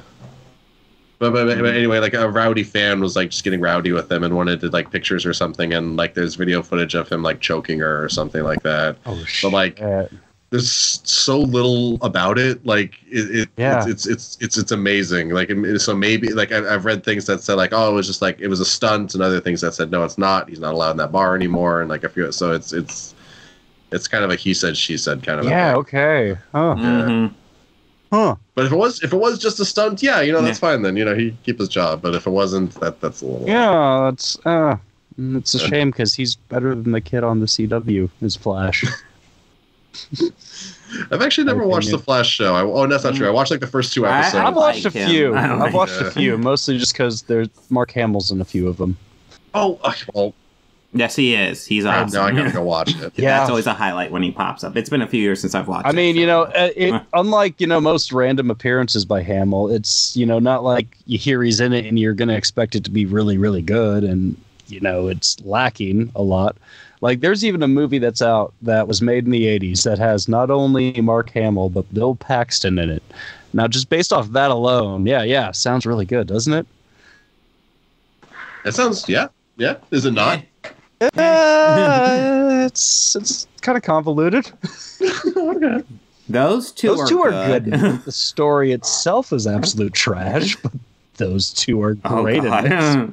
Yeah, the movie's called a Slipstream. I mean, yeah. Ben Kingsley gives an Academy Award-worthy performance with his couple minutes. Yeah, Ben Kingsley's in it for a few minutes. The movie's pretty bad. Movie's still pretty bad. But yeah, Mark's in he's in a few episodes of the TV show Flash, but I really did enjoy Ezra Miller's portrayal in Justice League and Snyder's extended super long max cut. No, I agree. I think he works in the role. There's like he can be a little bit annoying, but Flash is supposed to be a little bit annoying. Like so it's perfect. Yeah. He's supposed to be annoying, arrogant, and cocky. Yeah, I got all that from him.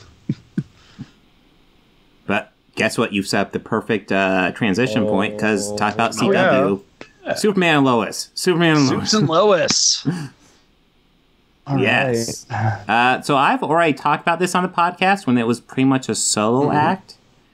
But I thought it'd be fun to revisit it because Bobby hasn't seen it, and I kind of want to finish it off because I never got to do the last little bit of it.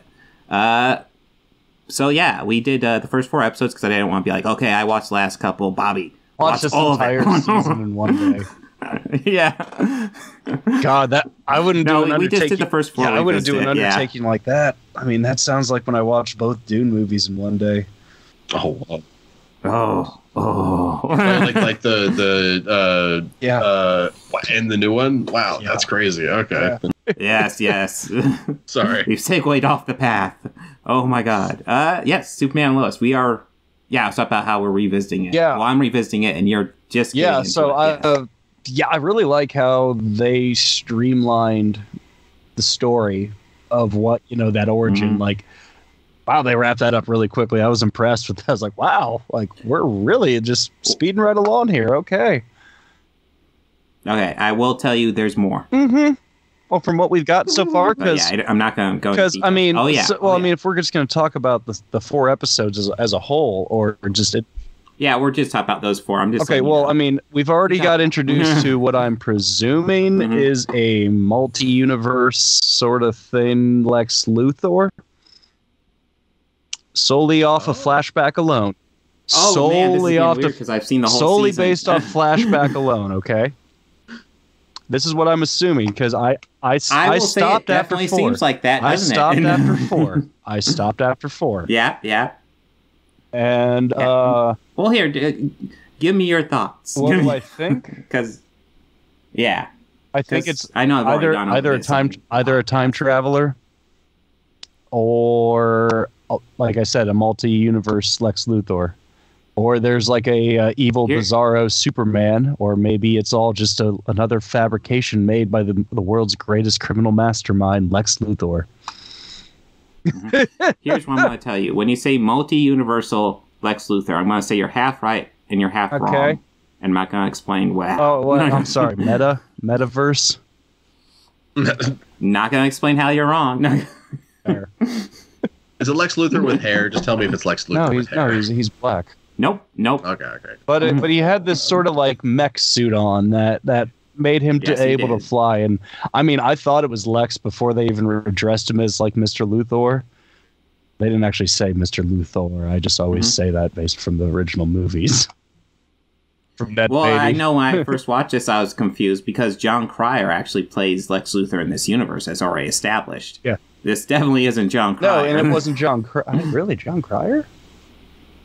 That's Yes, also a nice he's Lex Luthor in callback too. Supergirl. Yes, it is. Even though he was in 4. It's my understanding. Yeah, he was. He's in the 4th one. Yeah, yeah, he had that that whole rockabilly punk thing going for him. I really hated him in 4. Yeah, there's lots of things to hate. Really, 4. There's a lot of things to hate in 4. Yeah. It's definitely. I mean, when you're looking at 3, going, "Oh yeah, that was so much better in comparison." Yeah, whenever he says like, "Man of Steel sucked." Oh, really? Yeah. That's kind of my response when people call it the 2017 Justice League the worst DC movie ever.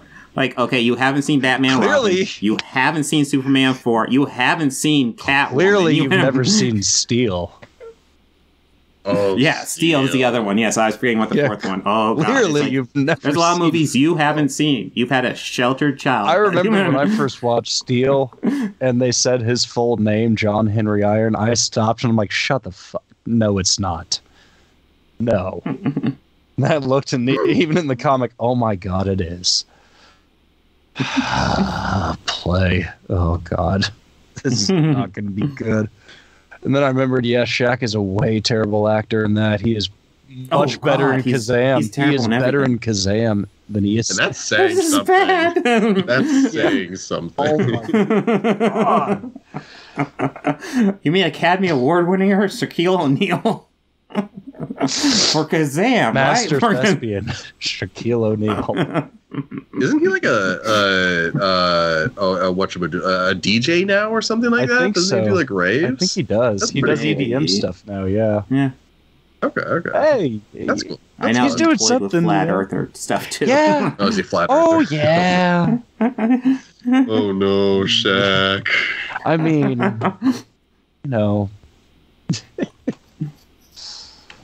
Oh, this. So I mean, like, yeah, maybe a parallel universe is what I'm thinking. Something that's like the notes that I have. There's a small hair theory that I'm thinking.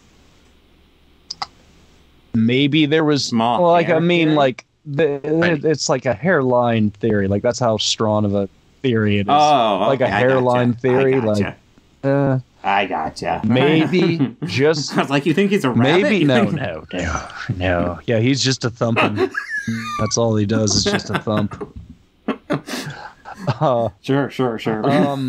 Maybe they're in this super world or Superman's world, since they haven't made any direct references to any past of the current DC films or anything that I've noticed or picked up on.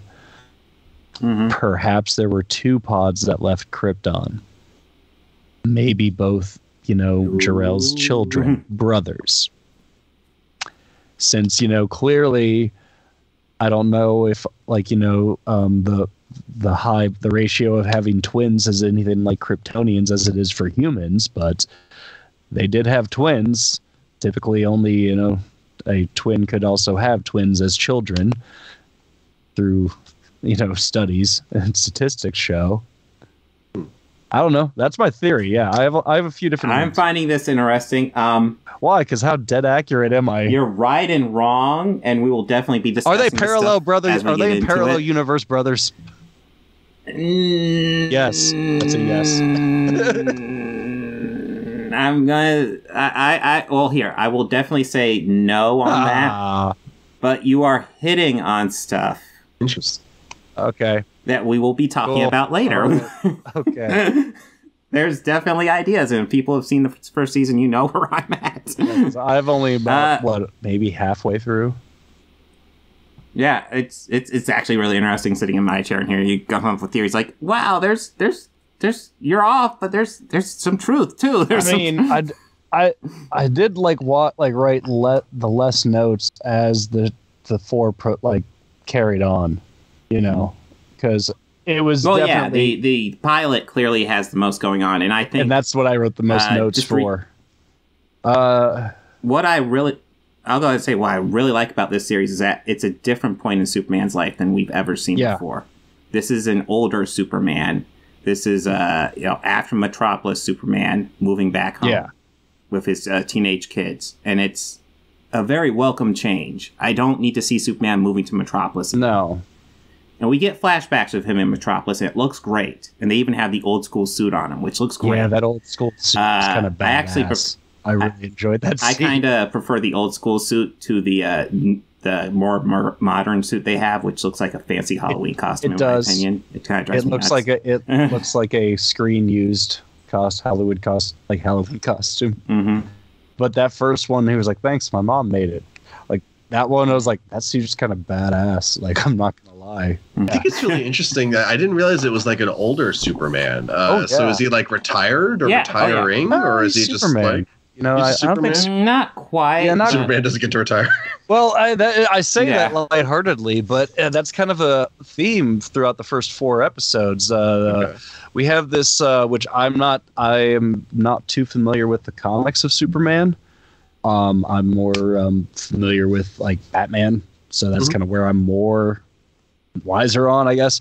But I didn't know. Did Lois's dad, was he like armed forces general and kind of play hand in hand with him a lot in the comics? See, I don't remember that, but it doesn't seem unfamiliar. But that's what's going. Yeah, that's. So I don't know if. But that's what's going on in this. Similar to like with how the Hulk and Betty Ross or not Bet. Yeah, Betty Ross, right? Yeah. Mm-hmm. Yeah. But so that's going on. But like her dad will come over with a laptop, say we have a problem here and here, and then Superman go okay. We need to Superman this. And he would just go Superman it. Okay, that's kind of fun. I do remember Lois always being like a military brat. I've seen that in like a few different versions. Yeah, so that makes sense. But it's interesting because like I don't know, we get a very interesting depiction in this of like Lois and or I guess Superman and his father-in-law.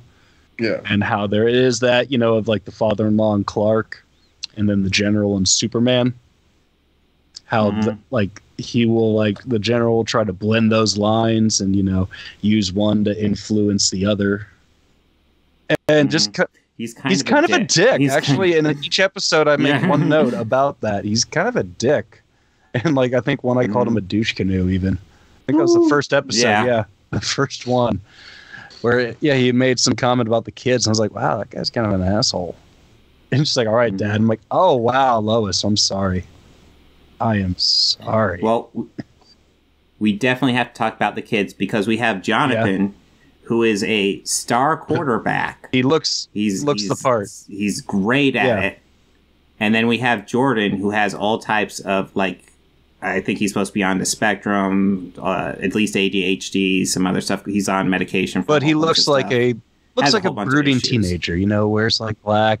Yes, he black does. Hair all kind of going down, And there's serious talk between Lois and Clark about, has Jonathan got some of your powers, and maybe Jordan's got the butt end of the alien DNA, which is all very interesting conversation. It's very much sold the whole time.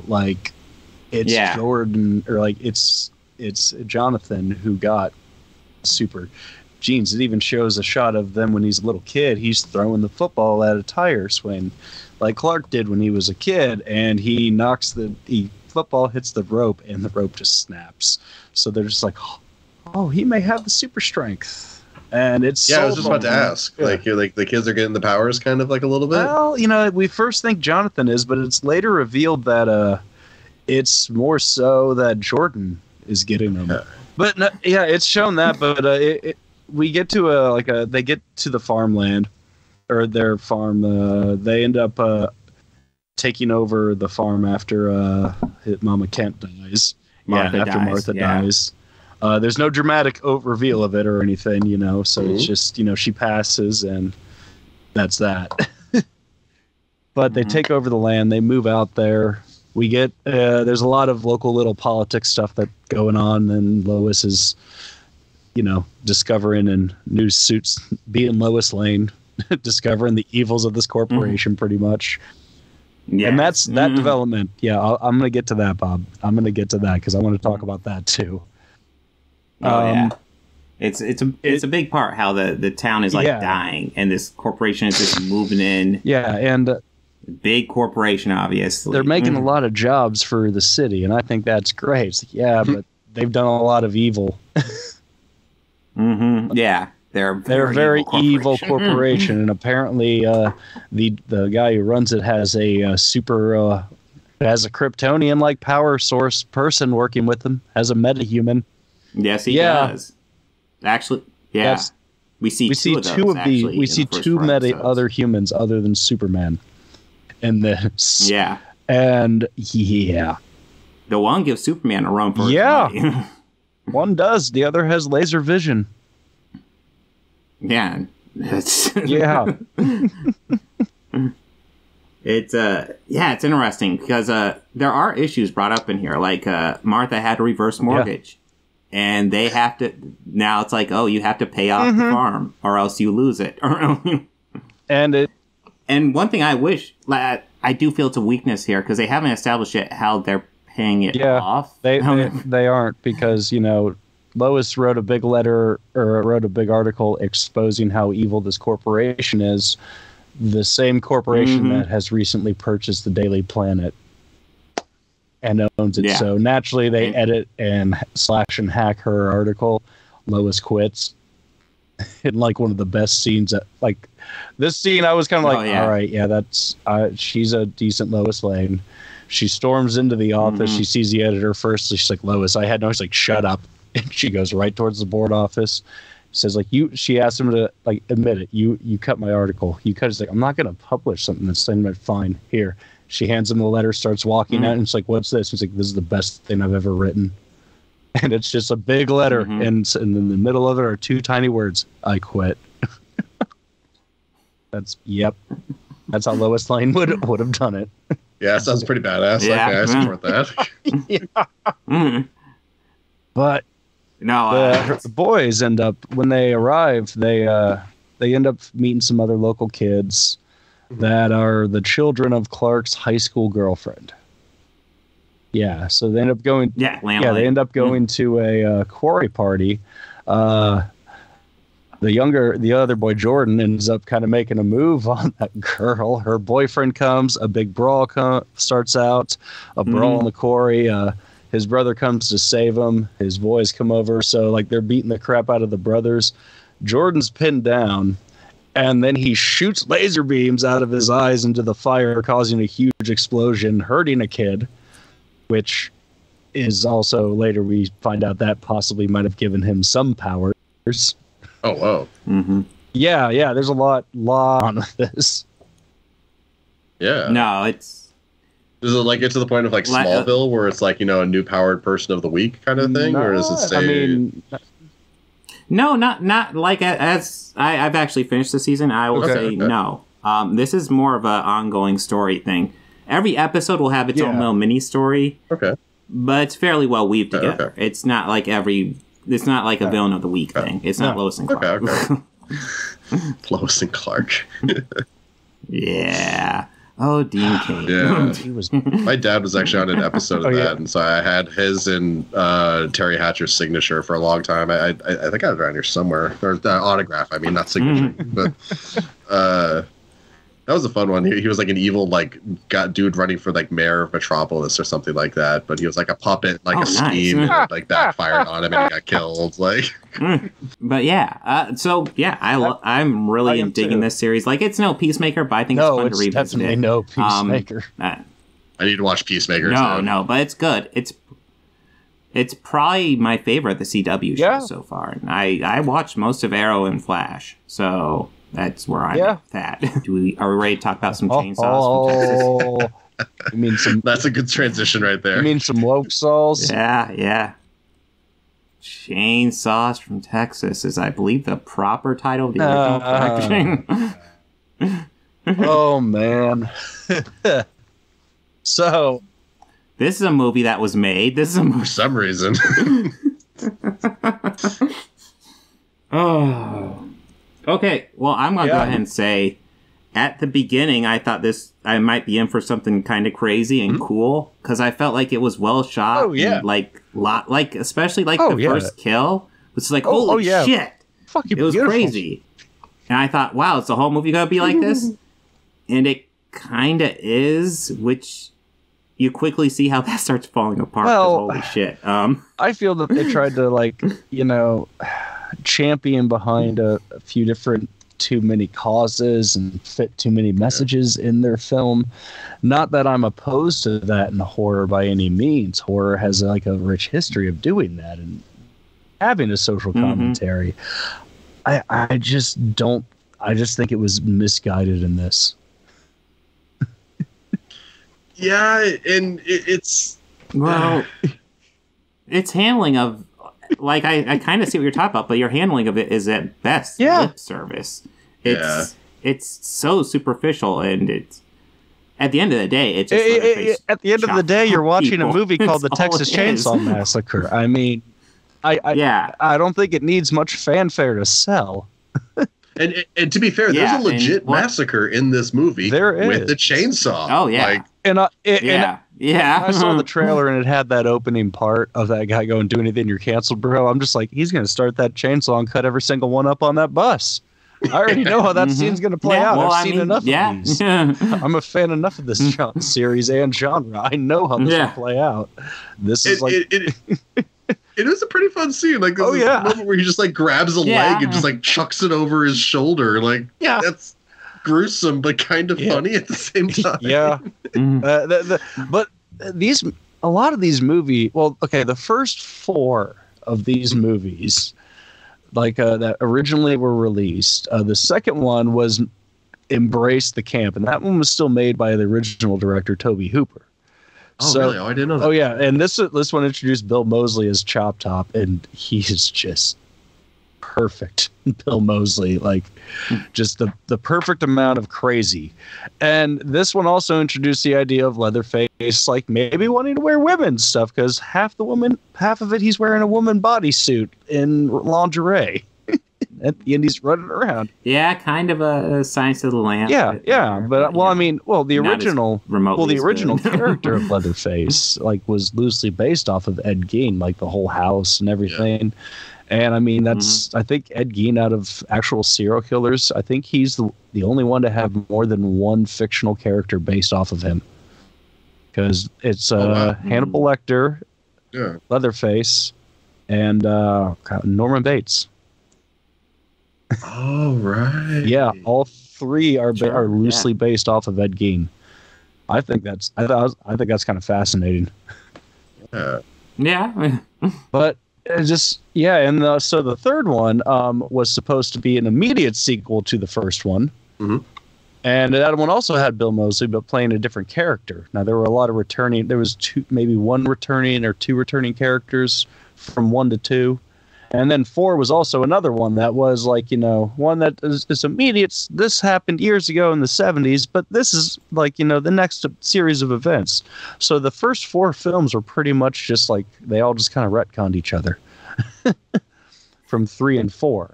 And then there was those reboots that happened in the 2000s. Yeah. With the Michael Bay ones. And then the second one to that was a prequel. Yes. Yeah, and then there was the Leatherface 3D, which also was equal to the original, I believe, or the Leatherface self-titled one took place before the original, and now we have this one that is also an immediate sequel to the original. So not as confusing as the Halloween timelines, but it's pushing it. It is kind of funny how all these franchises keep having to get into this place where they need to organize the different timelines of what's canon and what. And I love anime, and anime is always like what's canon, what's not canon. So I've got experience with that, but even still, it's a little silly sometimes. It gets ridiculous. They tried to do the Halloween 2018 thing with bringing back a legacy character, and I mean, I'm all for that. Yes. If that actress is actually alive. Marilyn Burns passed a few years ago, so she can't come back, but they bring back the character. Oh, I didn't know that. Oh my God. I'm too casual of a fan of the franchise. I didn't know that. That's who the older woman was. And I mean, cool. That's how they treat her. And I mean, they borrowed for claiming that they're not borrowing a lot for Halloween. They even steal one of his first kills from Halloween Kills with the fucking chainsaw and he has her lift up. He kills a few firefighters like that with the jaws of life. Forgot about that. Yeah. It's just I mean, yeah. If she passed away August 5th, 2014. Now. She did make another appearance in another film in the franchise, though. It was the fourth one. She played a crazy person in a hospital bed being pushed by the original Leatherface, Gunnar Hansen. Oh, that's fun. Yeah. Nice. And Gunnar Hansen, I think he had a cameo in whatever the one with Alexandra Daddario in it. Because I've seen chunks of that one. I haven't seen the whole thing because it starts like immediately after where the original starts. Like the cops are coming to their house or whatever. That's three. Is that 3? Okay, yeah. That's also the one that went for the trailer for it. It showed a woman of a lake throwing the chainsaw out of the water as if it was fucking Excalibur. What? That's that. You said that. That's my mind went immediately to like the lady of the lake with a fucking chainsaw. Yeah, I sent you that trailer. I was like, this isn't the one, but this is just a beautiful trailer. That's incredible. They need to play some Wagner while they do. Here's something that is also very incredible. 3 featured a relative unknown actor at the time, but would later be a very well-known actor, and two actors that you'll know from like being a cult horror film. Ken Burns, who was in Devil's Rejects, who played Captain Spaulding's brother. Yeah, okay. Ken Burns is in that, and also a very young Viggo Mortensen is in the third Texas Chainsaw Massacre.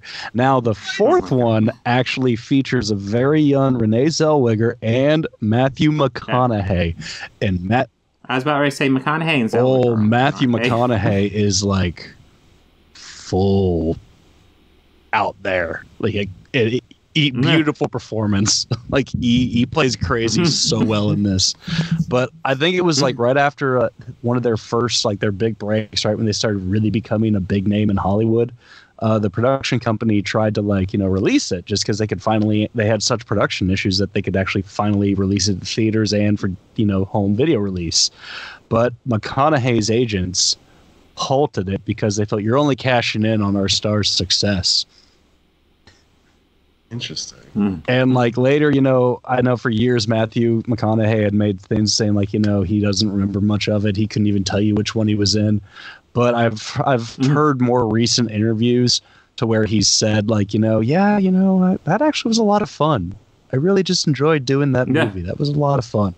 Sure. Yeah, and it's like, well, yeah, since that fandom is the same everywhere, bub.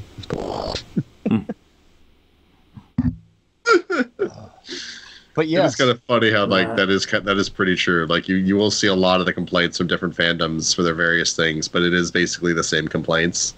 Yeah. God, I think Star Wars fans are the worst. Yep, they're up there. Oh my. Snyder fans. My Snyder. And I'm a Snyder fan myself, but still, they're a little extreme. I like some of his stuff, but oh my god. People need to relax. I'm a big enough Star Wars fan that I'm not gonna be upset that Rey is the main character. That's not a big deal to me because I'm familiar with the Star Wars stories. Typically, the women are the one who save the day. That's nothing new. Yep. How dare Star Wars? The only thing that my only real complaint with Star Wars as a whole lately is that they've pretty much retconned a lot of great stuff that was once considered canon. Like Shadows of the Empire. Yeah. That's my biggest complaint. That we're missing out on a great character like Dash Rendar, which pretty much is a Han Solo copy. I will admit, yes. There's a lot of those, though, in Star Wars. There's a lot of those in Star Wars. So what's one more? Boba Fett is one, but just in fancy armor and a jetpack. Exactly.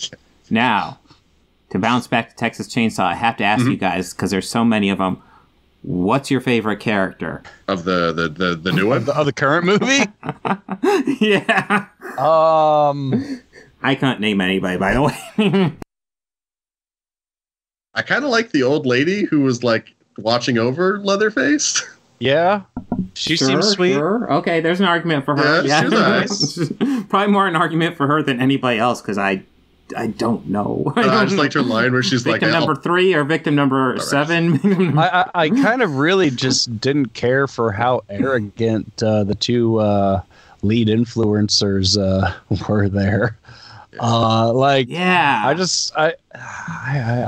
don't know. Usually with horror, I'm able to suspend my disbelief to believe anything. But what? They were able to acquire funds to buy an entire. How do they find this town in Texas, and how do they?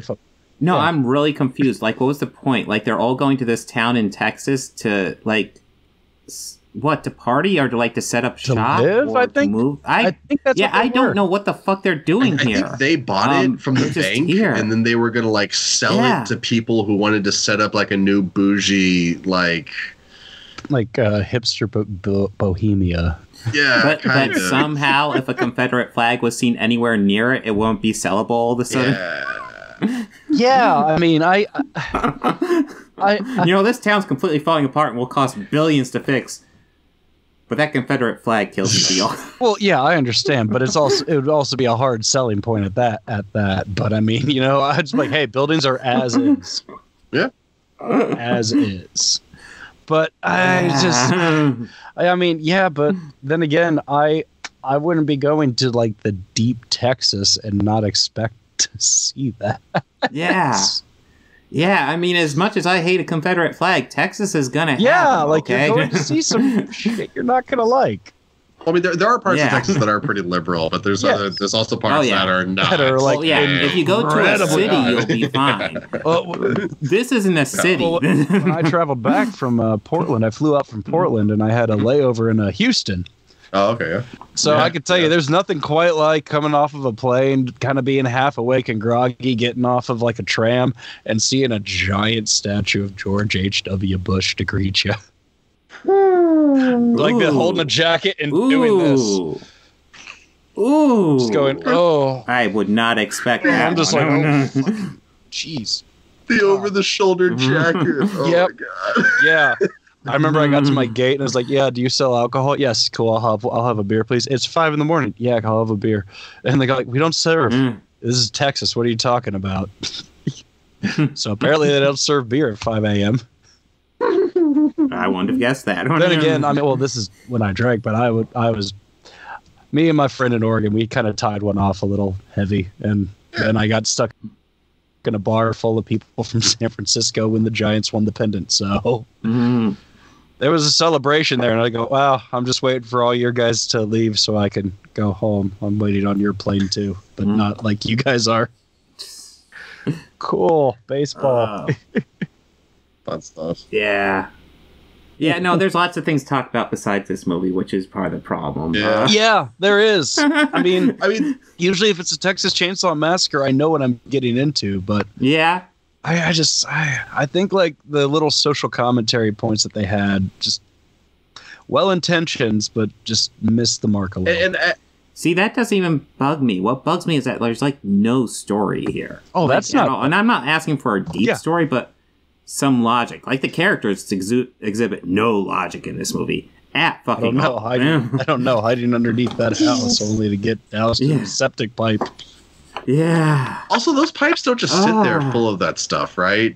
Isn't that no. not how that works? They don't. Your house would smell like shit if it did that. I mean, maybe in those older houses. Right. I guess they were. And I guess they were kind of run down, so maybe the pipes were backed up. But yeah, but I mean, unless that's all coming from Leatherface. And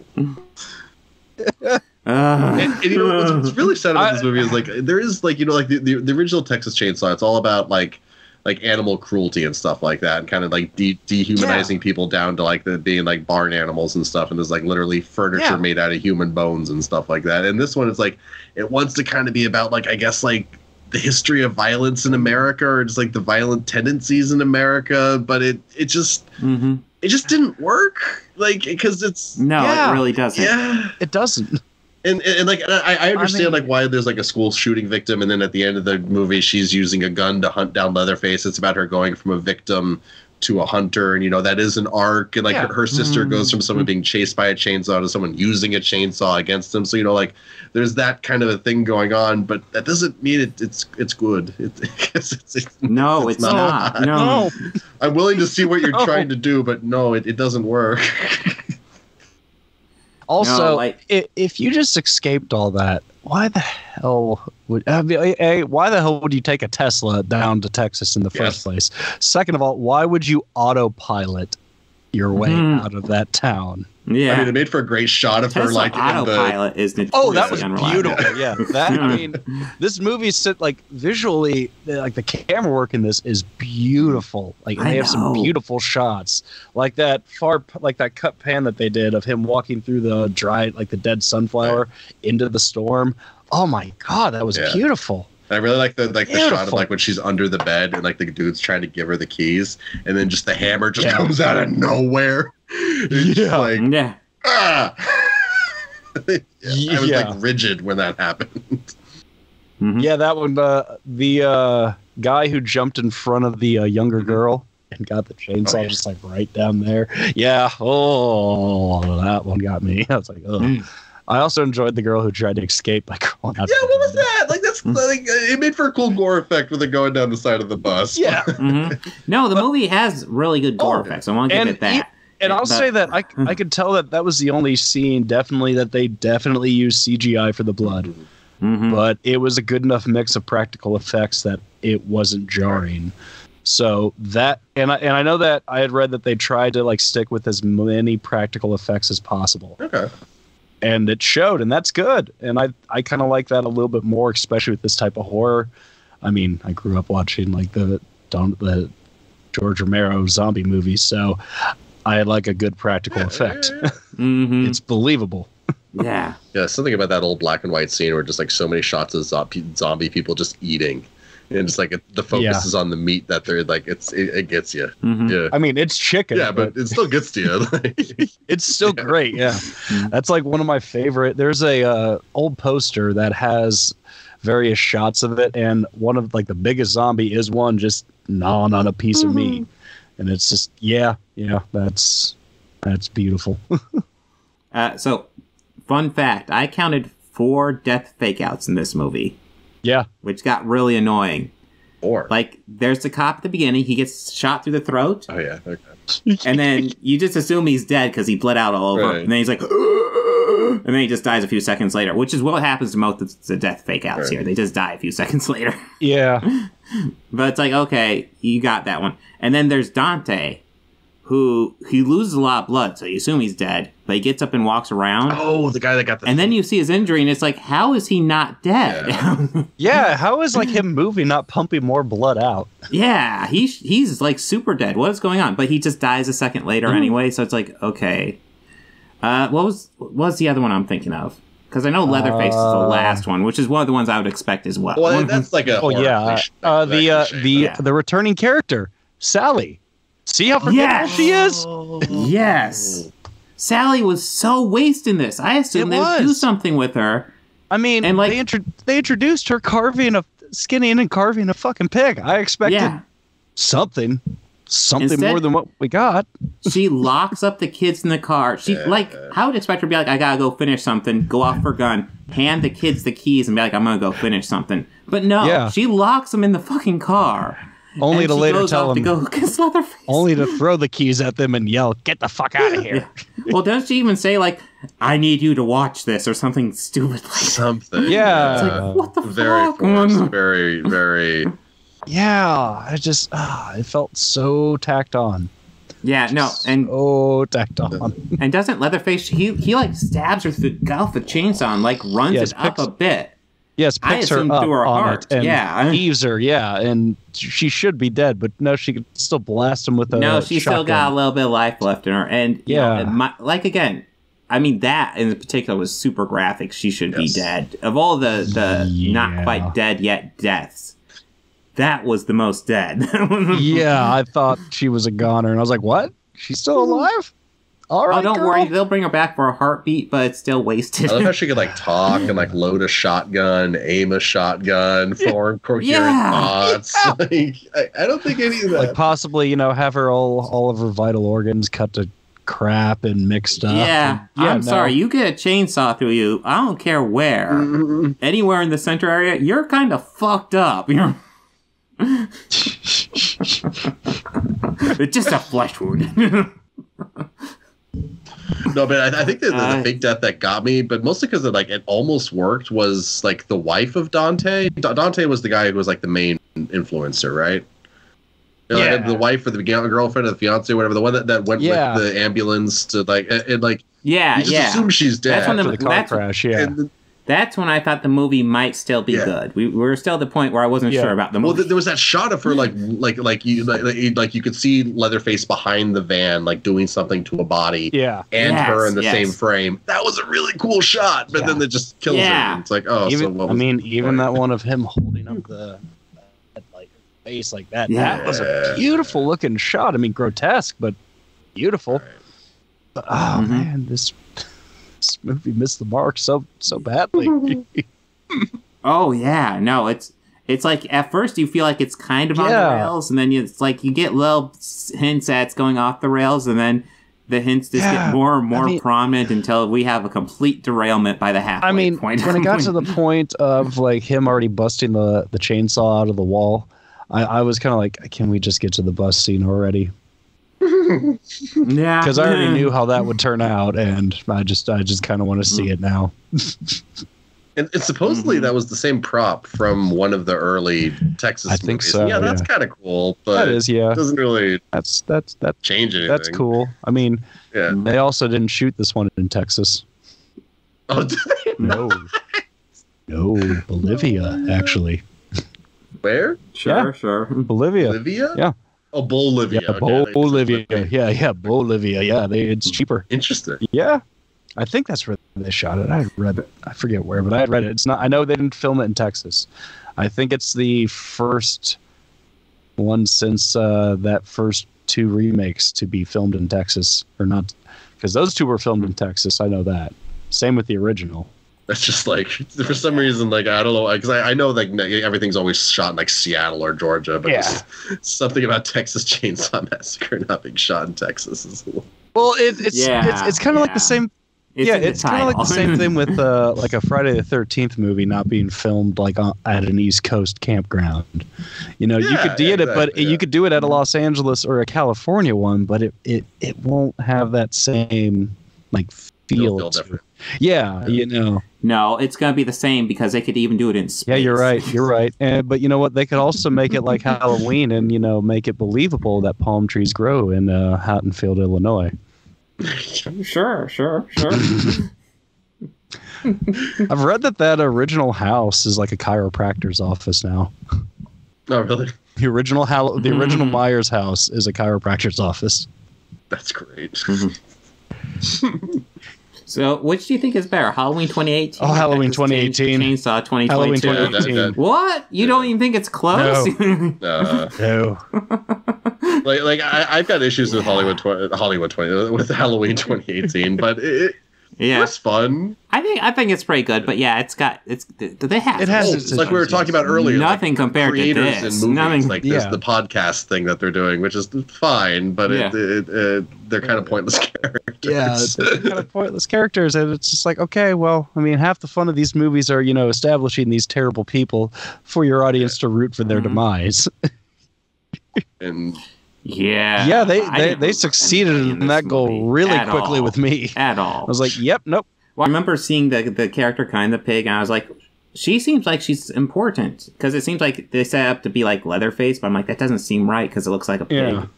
I was like, this character seems important, so I looked up. I was like, Sally. I don't remember the last name, but I was like, what's the name? Yeah, what's the name of the survivor from the first movie? So I look it up. Sally. Oh, I bet you it's supposed to be a returning character. Oh, this should be cool. Yeah. Here's something I didn't understand. Why the hell did they have Franklin's corpse in there at that old farmhouse from the first one? The guy in the wheelchair.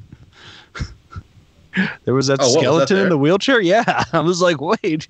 Oh yeah, that's right. Yeah, he died in the field. Like, I missed that. That's crazy. Oh, okay. Oh, I don't know. I caught it. I'd say Texas Chainsaw is probably one of my favorite out of the original slasher entries.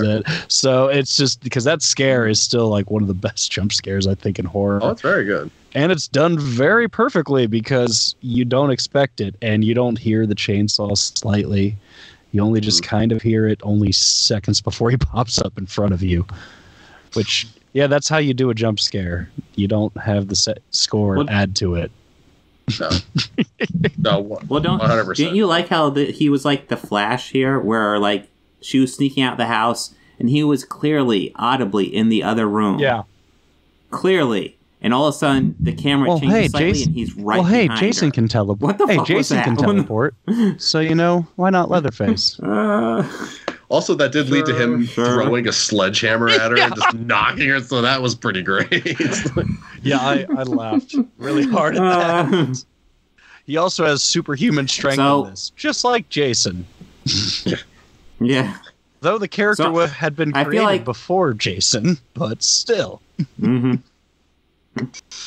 Well, it's a lot like Mike Myers. Mike Myers clearly got inspired by Jason and Freddy after those took off. But yeah. Well, the first 4 Fridays are supposed to like take place like there's in concurrence. So like Friday the 13th is like that Friday. Part 2 is on the Saturday. Part 3 is the Sunday, and part 4 is that Monday. Wait, really? Yeah. Really? I thought they were supposed to be like a year apart. No, those first 4 are like. How can it be Friday the 13th and not take place on a Friday? I don't know. I don't know how that part actually works. I don't know. You're gonna have to talk to Paramount about that. But yeah, like those first 4, even though there's parts of exposition that kind of like, that's not what happened, but okay, sure, we'll go along with that. Well, listen, they don't have home releases back then. They're counting on the audience not remembering. Oh yeah, exactly. They didn't expect one day there would be some massive mass communication thing called the internet where people could all sit around and just critique and criticize them. Even if they couldn't conceive of it, they would assume that we'd have better things to do with our lives. But jokes on them! Yeah, exactly. It'd be 20. It's 2022. The internet, the greatest place on earth. Should be all solving world disease. No. Yeah. No, we will be sharing porn and opinions on movies. Like, what is this? It was the most viewed video of the past 2 years. What is it? It's a cat farting. Mm-hmm. There's also a guy under some sheets yelling that we should leave Brittany alone. It's very compelling. You said there's a guy in a sheet. I thought you were talking about that guy who will always tastefully hide his junk and turn a fan to pull it away or something. Have you not seen this? Oh my God. He makes like these little viral videos of just like he teases, like it's like obviously he's teasing nudity, but it's never that, or it's always him doing something with either his nipples or like covering a teacup over his business. What bubbles are I don't. They're shared groups, man. There's like, it's mostly from the Ween groups that I'm in on Facebook, man. And Ween's a weird enough band, and their fans are even weirder. That makes sense. That makes sense, though. All right, so we can't not stop talking about this movie and not bring up the really important post-credit scenes and what it means for the future. Was there a post-credit scene I missed? Yes, there was. He headed back to what looked... It was the most wasted thing ever. It looked like he was heading back to what looked like the original house, though it's not the original. But yeah. It looked like it? No. The original wasn't a ranch, but yeah, it looked like it. Interesting. Essentially, at the end of the movie, we're left established that Leatherface is out there and still killing, and the post-credit scene establishes that Leatherface is out there. He's at that home, probably. Now, I don't know. With this, like, it didn't establish, like, if the family that he had in the first one was still around, or what was going on with that. So, yeah, I don't know. Like, yeah, because those first 4 that somehow were all direct sequels to the original they still at least had the family member aspect in there in like all of those. Even in the remakes with the prequel and the beginning of all of that, it still had like that whole family though. And I think in the newer remakes they were the Hewitt family. Yeah, the Hewitt. And in the original they were the Sawyer. But like, it was always sounded a lot like Slaughter too. I never thought about it like that before. Yeah. Okay. I can respect that. Like in the sequel, the guy who played the cook in the original, the guy who ran the gas station, we're introduced to him in Texas too as like winning a chili contest. Interesting. Yeah. That's his character development. Oh, yeah. Oh, no, pretty much that. He cares about his chili. And, that is. I mean, this one embraces the camp. And like I say, Bill Moseley is just purposely over the top and just magnificent in the sequel. This one could have used a role like that. Yeah, there really wasn't a comedic role or like a relief or like a... No, it was all dark and choppy. It missed the mark. I mean, it's a Texas Chainsaw. I know what I'm getting myself into. Yeah. My expectations are already not too high because it's a Texas Chainsaw Massacre film, but... But like the first one had like that whole scene where they pick up the hitchhiker and he's just being a weirdo and like lighting pictures on fire and stuff. Like it was just like a weird. That's right. And just gave you a weird setting and like tone to it already before anything really. And that remake tried to like set that bar too with picking up that one girl who just fucking shot herself. And that's a great shot where it's like panning back like. That was a beautiful shot. I kind of like that movie. I'm not gonna. It's not great, but I do too. I kind of like it. I do too. Like, and I kind of like the prequel one to that one as well. Like I enjoyed that one, and I thought it was well done and good. I didn't like the Leatherface origin though. That one was bad. I don't think I saw the prequel to that one, but I'll based off what you're saying, maybe. It's misleading the whole time because there's it's like some kids escape a mental institution, and one of them wants to get their way back home. There's this young kid who looks like he walked off of an Abercrombie model shoot, and this big burly heavy-set guy, long burly hair. You'd think he's Leatherface. No, they go and kill him, and then later you find it's the Abercrombie model kid who's actually Leatherface, the crazy one. What? Yeah. Okay. For the fact of subverting your expectations of the movie, it's good in that aspect. But the whole time I'm thinking, I don't know, GQ kid is talking like he's sounding like suspicious as hell, but that big fucker, I'm thinking it's him. And then when they kill him, it's like, oh really? Oh, that's lame. That's lame. Weird. Okay. So, I'm guessing not the best movie in the franchise. No, if I had to pick a best one in the franchise, it's 2 or 1. Mm-hmm. Just the one where Leatherface wrestles a big guy in a pool, like a pond or something like that. That's probably 3. Okay. Maybe. I just saw clips of that one once. I know that 2 also has Dennis Hopper in it. Oh, and there's a scene where he has one big ass chainsaw and 2 tiny ones that he could dual wield chainsaws. So 2 has a dual wielding chainsaw, Dennis Hopper. So automatically that one is top tier. Definitely, without a doubt. That's pretty great. I will definitely say this one really just need characters that I gave a shit about. Yeah. At least somebody. I didn't even... Somebody. Yeah, I just... They missed the mark. Like Sally, I should. Yeah, you should. But she was given no development, and it was just kind of pitiful what they did for the character. Yeah. I would have at least liked to see why she seems to be well prepared, what her thought process. Because she's not. Because she wasn't. She wasn't even prepared for him not to remember her. Wasn't there some throwaway line about her being a Texas Ranger now or something? Yeah, like that? Yeah, and nothing and then no sign of her being a Ranger. Yeah, that was odd. That's right. She's pointing a gun at him and yelling that he needs to say her name. No, you shoot the fucker. It's she should know just to shoot him. Holy shit! You wouldn't get it. Don't you? You wouldn't get a clean enough shot like that ever again.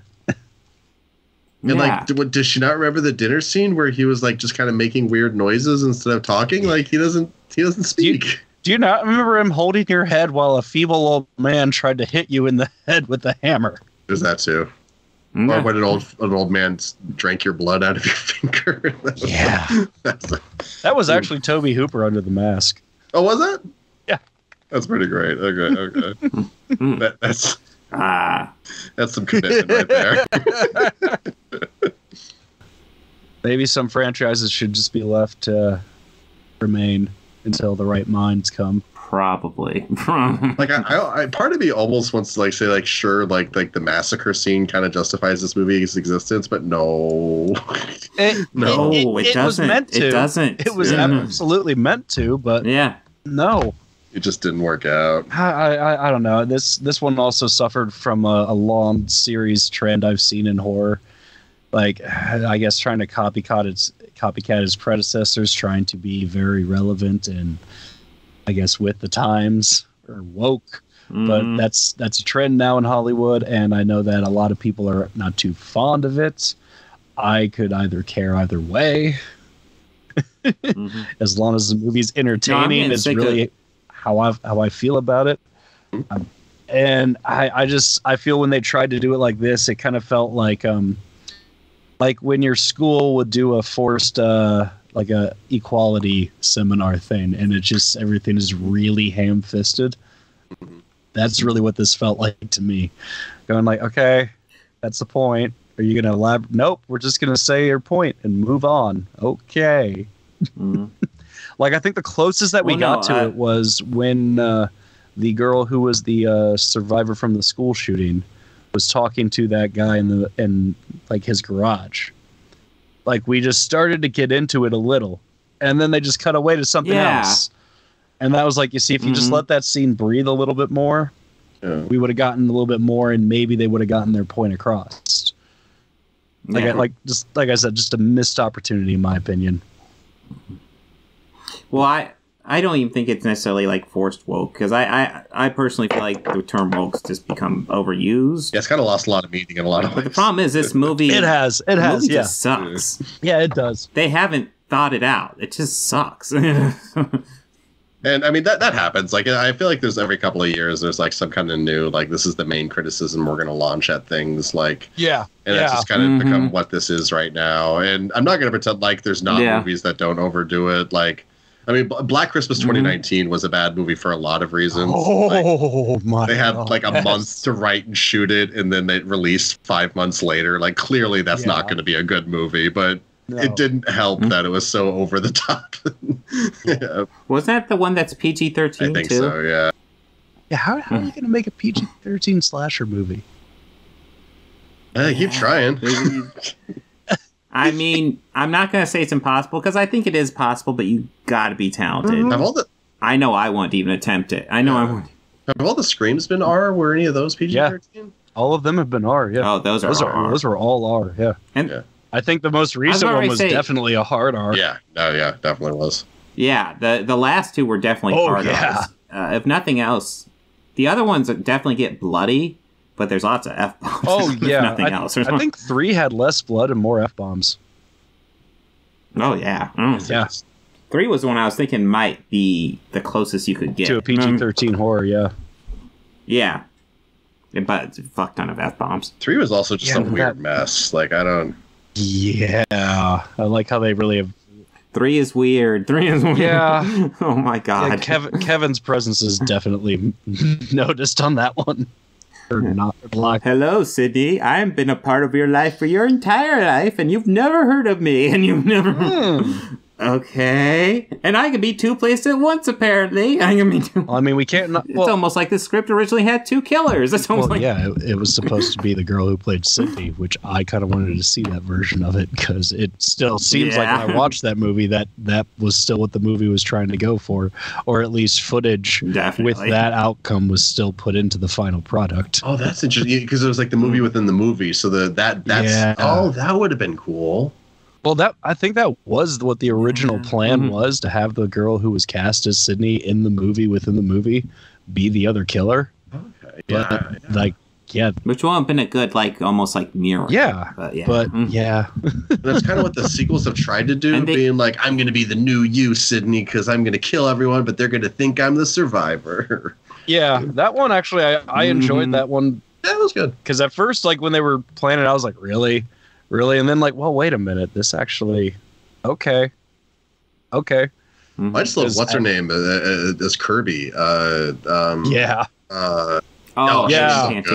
She was so perfect as Kirby. Yeah, talk about great characters in a horror movie. I know that there is, like, I had to, like, find it through other people's content who cover, like, you know, newer movies. But somebody did find on a shot where Randy Quaid's character is like watching something on YouTube. You see in the suggested videos an interview with Kirby, like, you know, Woodsboro survivor. So it's like, oh sweet, really? Kirby's alive. Nice. Oh, that's it was like a little thumb. Yeah, somebody caught that while watching it, and like on the saw some Kirby's alive. That's awesome. And I want to stress you meant Jack Quaid and not Randy Quaid. Did I say Randy? I did say Randy. Oh, that's funny. You did. I didn't even clock that. I immediately Jack to Jack Quaid. Jack. Yeah. Because you said that, and I'm thinking. I meant Jack Quaid. I meant guy. Dennis's boy Jack, not his crazy Uncle Randy. That's hilarious. Randy Quaid. I know you're wrong. Oh man. I mean, I'll always love him in Independence Day. You know, I'll never take that from him. Oh, I love him in the. I loved him in Kingpin. Not old vacation movies because I loved him in Kingpin. Suck, but I love him in the good vacation. He is good. Yeah, Kingpin was great too. And there was like he's also good in dramatic roles too. There was one he did called The Ice Harvest where he played a mob boss. That's right. Yeah, that was a Harold Ramis movie. Yeah. It's been a while since I've seen that. Yeah. That was good. Well, any final thoughts before we close out this podcast? Yeah. Maybe no more Texas Chainsaws. We made it through. Yeah. We prepared a segment on Randy Quaid, right? I need to chop one together. Yeah, we can do it. That. Yeah, I mean, here, go to Randy Quaid's YouTube channel just play. Doesn't matter what video. Yeah, just anything. Yeah, we'll just do reaction videos. It is a rabbit hole to fall into. Well, like the weird lights that he does. No, the camera's so close to his face. It's I think he's recording it with his phone, and he's like, you know, just like this. Probably. It's a little terrifying. Yeah, especially when his wife gets involved with him. Oh yeah. Oh fuck, I forgot about that. Oh. On that note, everybody have a good one. Take care, everybody. Thanks for having me, guys. This was fun. Absolutely. Yeah. Thanks for being here, Lindsay. Yeah. I hope everyone enjoyed listening to my silly voice.